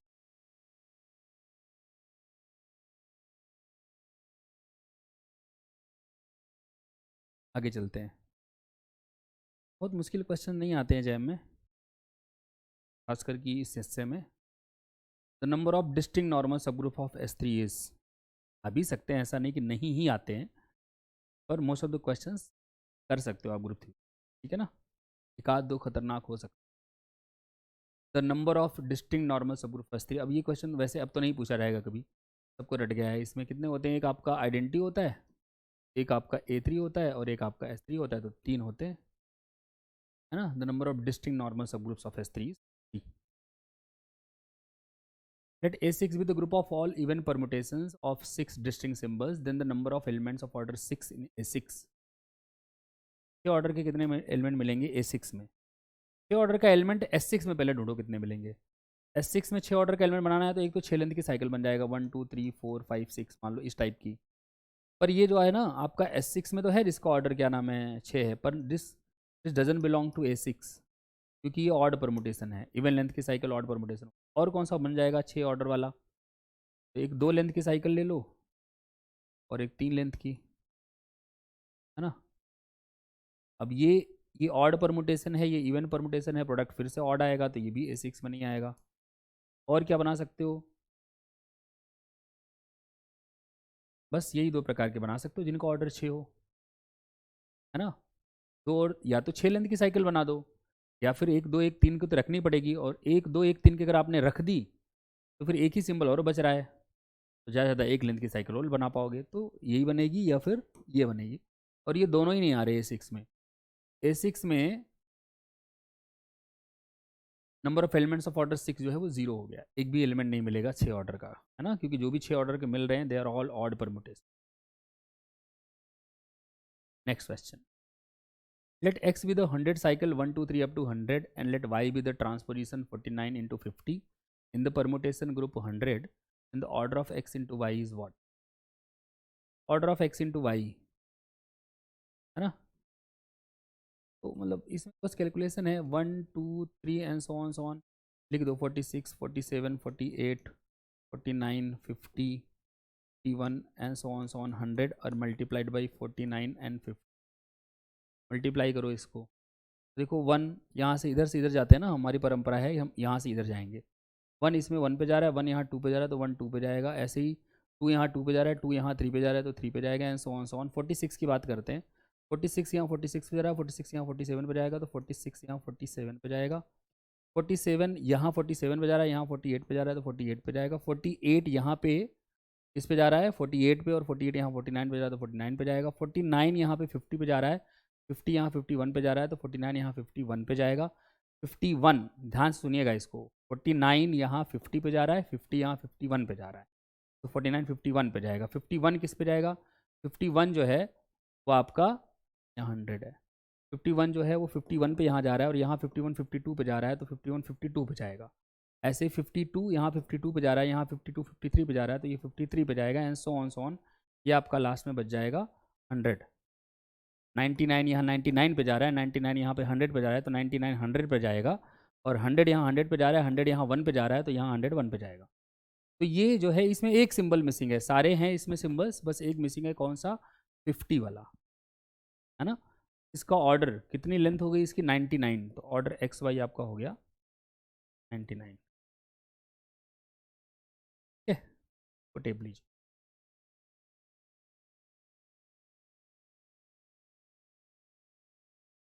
आगे चलते, the number of elements of the set x belongs to S3 so that x to the power 4 is equal to E, where E is the identity element of the permutation group S3 is, मतलब x की power 4 identity कितने element satisfy करते हैं? तो देखो order x 4 को divide करेगा, का मतलब ऑर्डर x जो है वो 1 होगा या 2 होगा या 4 होगा। 4 ऑर्डर का कोई S3 में मिलता नहीं है, एक ऑर्डर का 1 ही मिलेगा, और 2 ऑर्डर के 3 मिलते हैं, तो टोटल 4 एलिमेंट ऐसे होंगे जो ये हरकत कर रहे होंगे। ठीक है, x की power 4 is equal to identity satisfy करने वाले कितने एलिमेंट मिलेंगे? टोटल 4 मिलेंगे। ठीक है, नेक्स्ट, दोबारा वही आ गया क्या? वही आ गया। Next, consider the group of quotient q by Z of the additive group of rational numbers, order of the element 2/3 plus Z in q by Z is what? देखो 2/3 प्लस जेड का अगर आप पावर 2 करते हो तो इसका मतलब है 2/3 plus Z plus 2/3 plus Z, याद रखना। और ये कैसे ऐड होते हैं? ये हो जाता है 2/3 प्लस 2/3 प्लस जेड, तो रहेगा 4/3 प्लस जेड। जब इसकी पावर आप 3 करोगे, 2/3 plus Z to the power 3 करोगे, तो ये आपका 2/3 प्लस जेड की पावर 2 अलग होगा, और प्लस 2/3 प्लस जेड अलग हो जाएगा। अभी 2/3 प्लस जेड कितना हो गया पावर 2 करने पे? 4/3 प्लस जेड, और प्लस 2/3 प्लस जेड फिर से, तो ये कितना हो जाएगा? 6/3, है ना। तो 2/3 प्लस जेड का cube will be how much? 6/3 plus Z, 6/3 plus Z, that wills be nothing but 3 plus 2 plus Z, है ना। And 2 plus Z is Z, क्योंकि 2 बिलोंग्स टू जेड ना, इसका मतलब 2/3 plus Z to the power 3 is nothing but z. What is z? Z is the identity of q by z. तो इसका मतलब order कितना हो गया? Order 2/3 plus z, order 2/3 plus z will be 3. ठीक है, तो ये हो गया करेक्ट आंसर. नोट कर लीजिए इसको.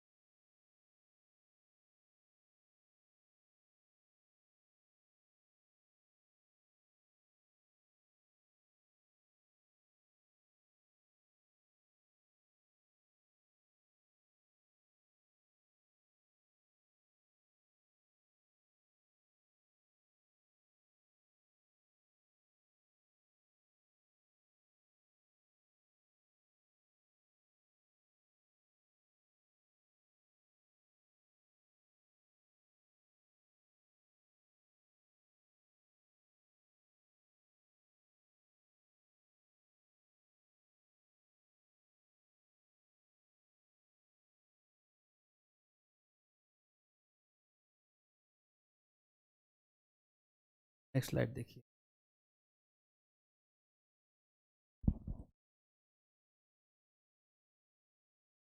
चलते हैं.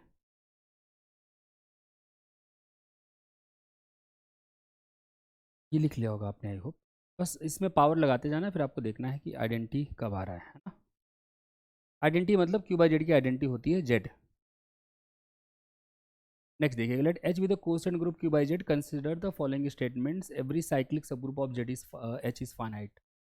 देखो पहली बात, अगर एच कोई साइक्लिक सब ग्रुप है क्यू बाई जेड का, if H is cyclic group of Q by Z, इसका मतलब obviously H will be generated by something like R by S plus Z, where r and s are integers. I can ensure that r और s का जो GCD है वो 1 है, and obviously s is positive, that can also be. ठीक है, अगर ऐसा है तो जब मैं इस एलिमेंट की पावर में r प्लस एस, R by S plus Z की पावर में s लगाओगे, तो आपको पता है जितनी पावर लगा तो यहाँ मल्टीप्लाई हो जाता है, s into R by S plus Z हो जाएगा, which in return will be r plus z, and since r is an integer, so this will be z only. And what is z? This is identity of q by z. तो इसका मतलब क्या हुआ? इसका मतलब ये जो भी एलिमेंट है इसका ऑर्डर हमेशा फाइनाइट है, इसका ऑर्डर हमेशा s का डिवाइजर है. नहीं, यहाँ से ये पता चला आपको r by S plus Z का order will be divisor of s. मतलब सिंपल सी बात है, order of r by S plus Z is finite. अब जिससे इसी से तो जनरेट हो रहा था एच आपका, तो अगर जनरेटर का ऑर्डर ही फाइनाइट है तो वो जिससे जनरेट जो हो रहा है उसका ऑर्डर भी फाइनाइट है. तो जितने भी सब ग्रुप हैं इसके साइक्लिक वो सब फाइनाइट होंगे. तो all the cyclic subgroups of Q by Z are finite. Fact every element of Q by Z has finite order. और कोई भी क्या नाम है एलिमेंट अगर जनरेट हो, अगर साइक्लिक है क्यू बाई जेड का सब ग्रुप, तो वो भी किसी न किसी एलिमेंट से जनरेट ही हो रहा होगा, क्योंकि क्यू बाई जेड का हर एलिमेंट का ऑर्डर फाइनाइट है. ठीक है, तो जिस भी सब ग्रुप को आप साइक्लिक बनाना चाहोगे उसका ऑर्डर भी फाइनाइट आना पड़ेगा, क्योंकि किसी न किसी एलिमेंट से ही जनरेट हो रहा होगा ना क्यू बाई जेड के, और क्यू बाई जेड के हर एलिमेंट का ऑर्डर फाइनाइट है. ठीक है, तो पहला वाला सही है. कहने कि every cyclic group is isomorphic to a subgroup of H, है ना. ये क्या सही है? अब देखना, जरा ध्यान देखना. मान लो कोई भी साइक्लिक ग्रुप है जेड का, कोई भी साइक्लिक ग्रुप है. अब कह रहे हैं कि एवरी फाइनाइट साइक्लिक ग्रुप, देखो ये लाइन मिस कर रहे थे, मैं बड़ी फाइनाइट साइक्लिक ग्रुप की बात कर रहे हैं. तो मान लो जी कोई फाइनाइट साइक्लिक ग्रुप है, जी फाइनाइट साइक्लिक है, फाइनाइट साइक्लिक ऑफ ऑर्डर से कह दो एन, ऑफ ऑर्डर एन, तो obviously G will be isomorphic to Z N. एक चीज़ तो क्लियर है. ऑल्सो अगर मैं एक सब ग्रुप कंसिडर करूँ 1/n प्लस जेड, तो this is definitely a cyclic subgroup of what, 2/z. और इस सब ग्रुप का ऑर्डर भी n है ना. इसकी मैक्सिमम मिनिमम पावर जो आपको लगा के आइडेंटिटी मतलब जेड आने वाला है वो तभी मिलेगा जब यहाँ एन आ जाए और वो कट जाए एन से और 1 बच जाए उधर, है ना। तो ऑर्डर एच का भी एन है और साइक्लिक है क्योंकि इस एलिमेंट से जनरेटेड है, का मतलब एच भी आइसोमॉर्फिक टू जेड एन होगा। तो हर एन ऑर्डर का ग्रुप जो है वो इस एच एन के ही आइसोमॉर्फिक हो जाएगा। हर एन ऑर्डर का जो साइक्लिक ग्रुप है, सॉरी, हर एन ऑर्डर का जो साइक्लिक ग्रुप है वो इसी एच के आइसोमॉर्फिक हो जाएगा, मतलब सेकेंड वाली स्टेटमेंट भी सत्य है। तो 1 is true but 2 is false, 2 is true but 1 is false, both are true, ये सही है। ठीक है, ये लिख लीजिए।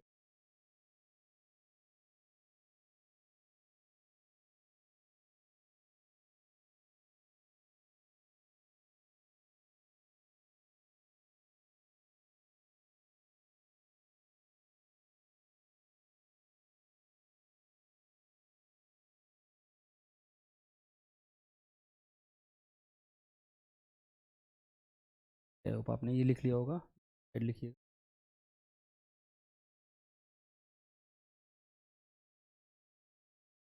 ठीक है, आगे चलते हैं। ये क्वेश्चन देखिए, suppose n is a normal subgroup of group G, which of the following is true? If G is an infinite group, then G by n is an infinite group।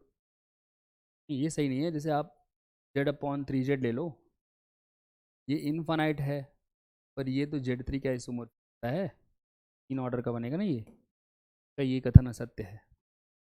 If G is non abelian group then G by n is a non abelian group, ये भी गलत है। कैसे गलत है, इसके लिए आप उदाहरण ले सकते हैं। For this particular then you can consider S3/A3। S3/A3 तो आपका साइक्लिक भी आता है ना, इसलिए फिर अबिलियन भी हुआ, लेकिन G जो है वो नॉन अबिलियन है, तो G नॉन अबिलियन है जबकि G by n जो है वो अबिलियन आ रहा है, ये ऑप्शन गलत हो गया है। If G is a cyclic group then G by n is an abelian group, ये सही है। अगर G साइक्लिक है ना तो G by n साइक्लिक होता है। इनफैक्ट अगर G जनरेटेड है, अगर G जनरेटेड है X से ना, तो G by n जनरेटेड होता है XN से। तो अगर G साइक्लिक है तो G by n भी साइक्लिक होगा एंड हेंस अबिलियन होगा। If G is an abelian group then G by n is a cyclic group, ये जरूरी नहीं है। अगर G अबिलियन है तो G by n, एक मिनट, हाँ ये थोड़ा रहस्य वाला क्वेश्चन हो गया, मतलब इसने कंफ्यूज कर दिया। देखो G अबिलियन है अगर तो G by n साइक्लिक होगा। पहले ये देखो n की जगह पे सेंटर तो नहीं लिखा, यूज नहीं कर दिया, बट कहीं कहीं n की जगह सेंटर लिखा होता है। अगर n की जगह सेंटर लिखा होता है तब तो भाई फिर सेंटर तो ग्रुप के ही बराबर हो जाएगा, तो G by n तो एक ऑर्डर का बनेगा, तब तो हो जाएगा मामला सही। लेकिन यहाँ सेंटर नहीं लिखा है, तो अब आप सोच सकते हो कि G अगर अबिलियन है तो क्या G by n जो है वो अबिलियन होगा हमेशा, इसलिए होगा। ठीक है, अगर G अबिलियन होगा तो G by n भी, अच्छा साइक्लिक पूछा है, साइक्लिक पूछा है, अगर G अबिलियन है तो क्या G by n साइक्लिक होगा। तो अब इसका ऑप्शन इसका आंसर कैसे दिया जाए, साइक्लिक होना जरूरी तो नहीं लग रहा है ऑब्वियसली, लेकिन कौन सा काउंटर दें इसके लिए, एक अबिलियन ग्रुप जिसके लिए क्वेश्चन ग्रुप जो है वो साइक्लिक ना बन रहा हो।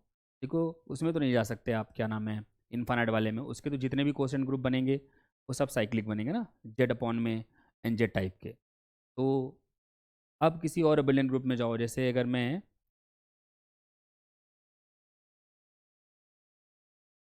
जैसे अगर मैं जेड में ही जाएंगे ऑब्वियसली, और कहाँ जाएंगे, सबसे आसान एग्जाम्पल यहीं पे बन सकते हैं आपके पास। ठीक, अगर मैं जेड सपोज करो 36 ले, ठीक है ना, लेकिन ये साइक्लिक वाले का तो हर जो है क्या नाम है कोसेंट साइक्लिक ही बन जाएगा, साइक्लिक ग्रुप नहीं लेने, एबिलियन ग्रुप लेने। तो और कौन सा ले सकते हो, सबसे सस्ता एबिलियन ग्रुप यही मिलता है दुनिया में, आइडेंटी ए बी वाला, है ना। अब इसमें आप जो है ये एबिलियन है नो डाउट, अब इसमें आप एन को ले लीजिए सिंगल्टन ही, तो जब आप K4 में n बनाएंगे तो that will be isomorphic to K4 itself which is abelian but not cyclic, abelian non cyclic. Abelian group का क्वेश्चन ग्रुप हमेशा साइक्लिक बनेगा, ये कथन सत्य नहीं है। ठीक है, ये गलत है।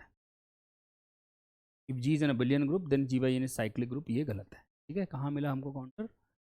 सबसे छोटे ग्रुप जो अबिलियन ग्रुप है, छोटे ऑर्डर वाला, 4 ऑर्डर। ठीक है, next, let G be a group of order 7 and 5x equal x to the power 4 then 5x is 7 order का है, तो देखो ये तो पक्का पता चल गया कि ये साइक्लिक है। जी इनफैक्ट Z7 है, आइसोमोर्फिक, ना, तो आइसोमोर्फिक Z7 है, मतलब अबिलियन है, नो। अगर मैं 5xy की बात करूं, क्योंकि ये अबिलियन है, तो ये xy की पावर 4 है, और क्योंकि ग्रुप अबिलियन है तो ये x की पावर 4 इंटू वाई की पावर 4 हो जाएगा, जो 5x इंटू। ठीक है, तो ध्यान से देखिए,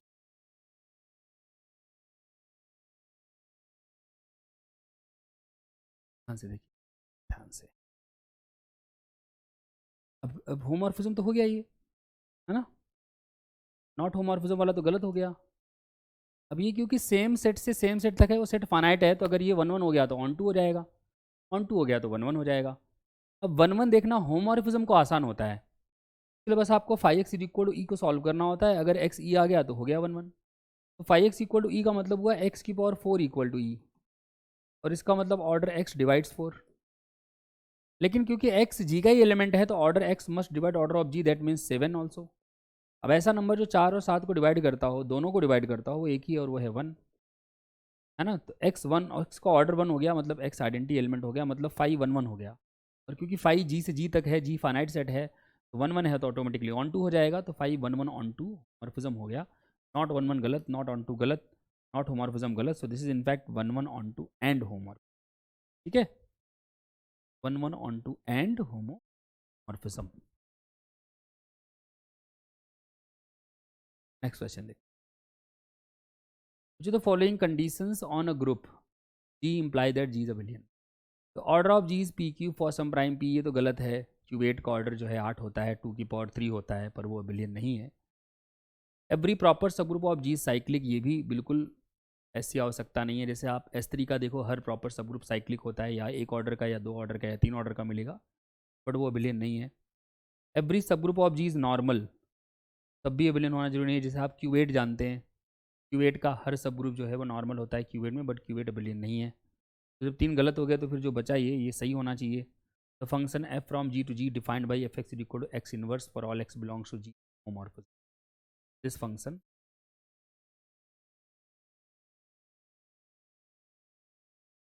है ना, क्या ये फंक्शन होमोर्फिज्म, ये देखना है आप।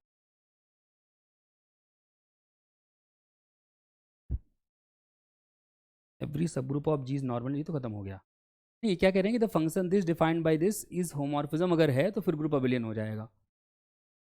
तो होने को तो ये सही ऑप्शन है, क्योंकि हमने बाकी गलत कर दी, बट कैसे हो जाएगा? हम कह रहे हैं कि F X is equal to X inverse is a homomorphism, ये होने भर से ग्रुप अबिलियन हो जाएगा। कैसे भाई? मान लो आपने कोई 2 एलिमेंट लिए जी के, तो आपके हिसाब से एफ ए बी तो वैसे हो जाएगा ए बी का इनवर्स, लेकिन क्योंकि एफ होमोर्फिज्म पे है, तो इसका मतलब F A into F B हो जाएगा ए बी का इनवर्स, और इसका मतलब हो गया एफ ए मतलब ए इनवर्स, एफ बी मतलब बी इनवर्स, हो गया ए बी का इनवर्स। अब अगर मैं दोनों साइड का फिर से इन्वर्स कर दूं, A inverse into B inverse का inverse equal to A B inverse का होल इनवर्स, और इसको आप जानते हैं क्या आने वाला है। इसका मतलब ये हुआ कि बी इनवर्स का इनवर्स ए इनवर्स का inverse is equal to A B.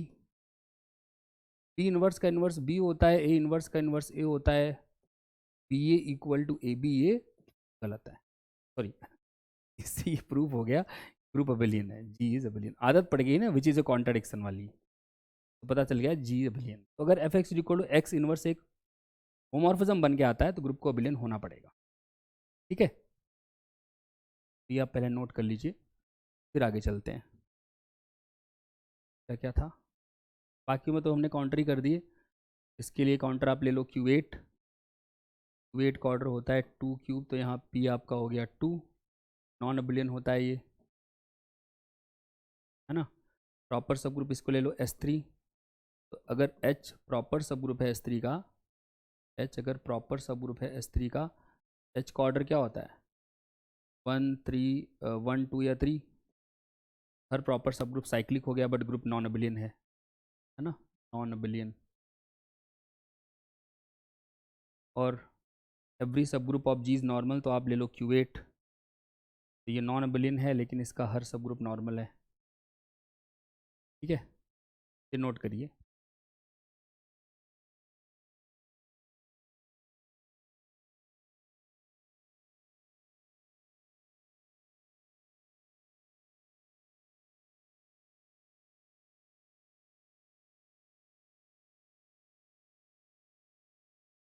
Next slide.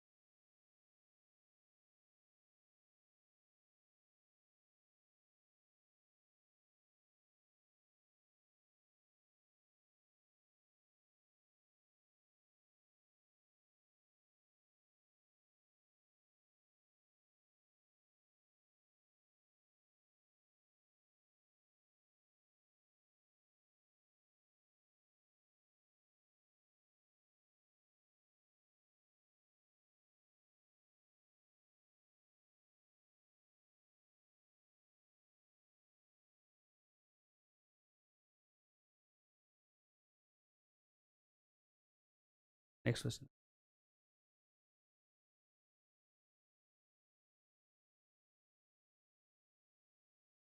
Let G be a group satisfying the property that f from G to Z 2 to 1 is a homomorphism, implies that fg equal to 0 for all G belongs to G, then possible group is।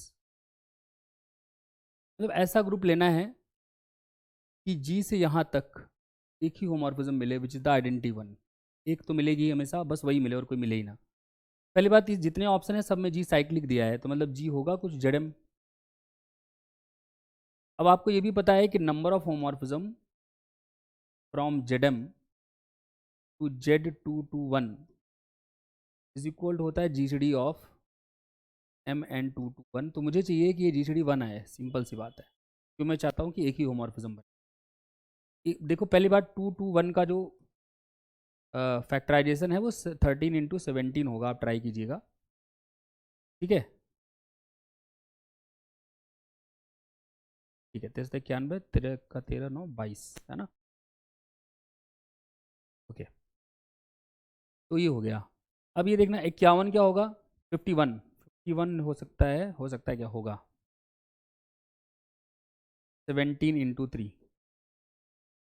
तो इसका GCD जो है 2 to 1 के साथ 1 नहीं आ रहा, 51 तो गलत हो गया।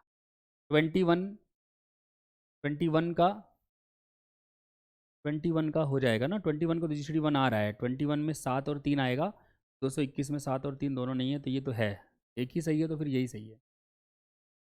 और अगर एक ही सही है तो बाकी भी चेक करना है आपको। 51 का तो नहीं होगा क्योंकि 17 आ गया।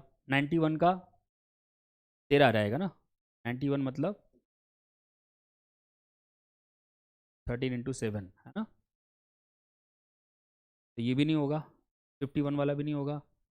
119, तो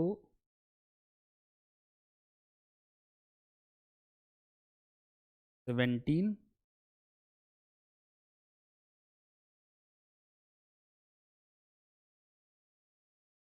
17 तो इसमें आ ही जाएगा, है ना। 17 into 7, तो ये भी नहीं होगा। का मतलब ये हुआ कि आपका करेक्ट आंसर केवल पहला वाला है। ठीक है, थोड़े से फैक्टर वैक्टर चेक करने जल्दी जल्दी करने पड़ेंगे बस था।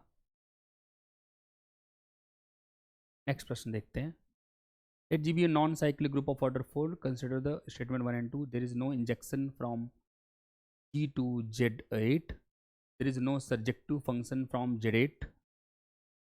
Surjective homomorphism from Z8 to G.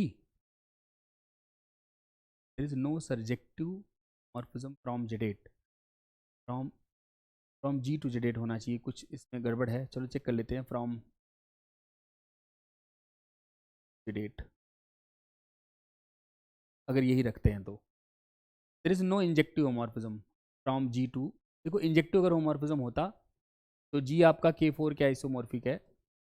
Injective होने के लिए कर्नल आइडेंटिटी को बनाना पड़ता, तो K4 अपॉन में जो सिंगलटन ई है किसके आइसोमॉर्फिक आएगा, K4 के। और K4 जैसा Z8 में कोई नहीं होता, क्योंकि Z8 में सारे सब ग्रुप जो है वो साइक्लिक होते हैं। तो इसका मतलब इंजेक्टिव होमोमॉर्फिज्म तो नहीं मिल पाएगा।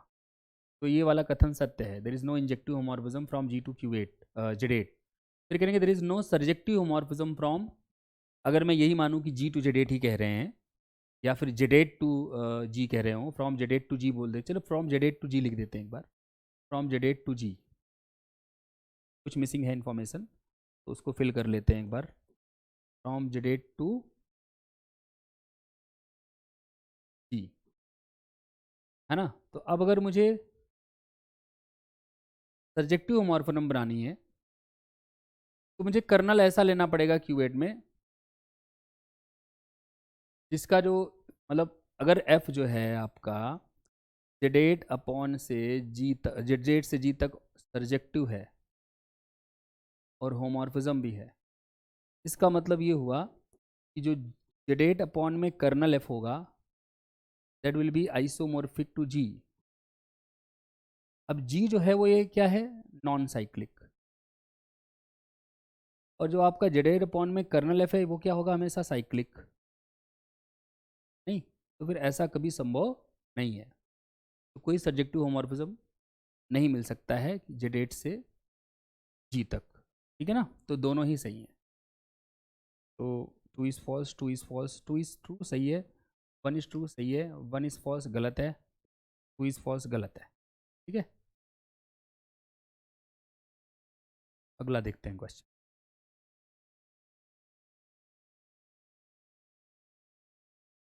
Late G be a non-abelian group, Y belongs to G, and let the maps FGH from G to itself be defined by fx is equal to this Gx।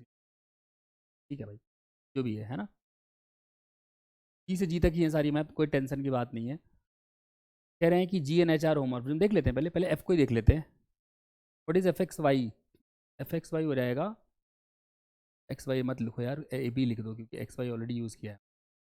Y तो fix कर रखा है एक element G का, है ना। तो ये हो जाएगा Y A B Y inverse, Y A B Y inverse. तो क्या आप लिख सकते हैं वाई, और यहाँ पे ए के बीच में लिख सकते हैं वाई इनवर्स वाई, आइडेंटिटी है ना ये। तो इसको अलग अलग कर दो, Y A Y inverse multiplied by Y A Y B Y inverse. तो वाई ए वाई इनवर्स कितना हो गया, वाई ए वाई इनवर्स हो गया आपका एफ ए, और वाई बी वाई इनवर्स क्या हो गया, F B, F A into F B. ठीक है, इसका मतलब होमोमॉर्फिज्म है, एफ तो है। क्या जी भी होमोमॉर्फिज्म है, जी भी देख लेते हैं एक बार। जी है एक्स इनवर्स, अगर मैं जी एट हाँ, अभी देखो हमने देखा था कि अगर G X equal to X inverse, अभी आज ही क्वेश्चन किया है संयोग बस, अगर G X equal to X inverse homomorphism हो जाए तो ऐसे ग्रुप को अबिलियन होना पड़ता है, जबकि आपका ग्रुप नॉन अबिलियन दिया हुआ है, मतलब जी तो नहीं है होमोमॉर्फ, समझ रहे हो। तो ये तो नहीं होगा, ये है हमने देख लिया, जी नहीं है। और एच जो कि जी ऑफ जी है, तो जी ऑफ जी क्या होगा, जी ऑफ जी क्या है, जी ऑफ जी एट एक्स करोगे तो वो हो जाएगा जी एट जी एक्स, और जी एक्स आपका है ऑलरेडी एक्स इनवर्स, फिर से इस पे जी लगा दोगे तो एक्स इनवर्स का इनवर्स हो जाएगा, मतलब ये तो एक्स आ जाएगा। वही सब, ये तो आइडेंटिटी मैप हो गई, जी से जी तक आइडेंटिटी मैप तो हमेशा होमोमॉर्फिज्म होगी। एच तो है, एफ भी है, जी नहीं है। तो G and H are homomorphisms गलत, H is homomorphism and G is not homomorphism सही। F is a homomorphism and G is not a homomorphism, सही। F G and H are homomorphism, गलत। ठीक है, तो ये लिख लीजिए, लिख लीजिए इसको। नेक्स्ट क्वेश्चन को,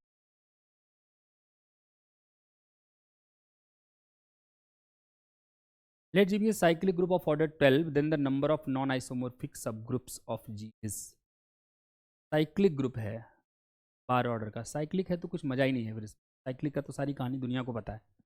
साइक्लिक के तो मुझे लगता है क्वेश्चन बनने ही बंद हो गए होंगे, है ना। जी साइक्लिक ग्रुप ऑफ ऑर्डर 12 है, तो कितने नॉन आइसोमॉर्फिक सब ग्रुप होंगे, मतलब टोटल नंबर ऑफ सब ग्रुप पूछ रहे हैं, वो सारे नॉन आइसोमॉर्फिक होते हैं क्योंकि हर ऑर्डर का एक ही मिलता है साइक्लिक ग्रुप में। तो होंगे वो आपको पता है टाउ 12, तो हो गया 2 square into 3 to the power 1, 2 plus 1, 1 plus 1, है ना। 3 इंटू 2 मतलब 6। ठीक है, तो ये आपका लेक्चर यहीं समाप्त होता है, और आप लोग पढ़ाई करते रहिए। आपका एग्ज़ाम बहुत ही नज़दीक आ चुका है, लगभग समझ लीजिए। और आप जितनी प्रिपरेशन कर चुके हैं, कोशिश कीजिए कि आप जो आपके जो भी शॉर्ट नोट्स आपने बनाए उसको जल्दी जल्दी रिवाइज़ कर लीजिए। ठीक है, और बिल्कुल परेशान मत होइए, आप लोग निश्चित रूप से सफल होंगे। Thank you so much.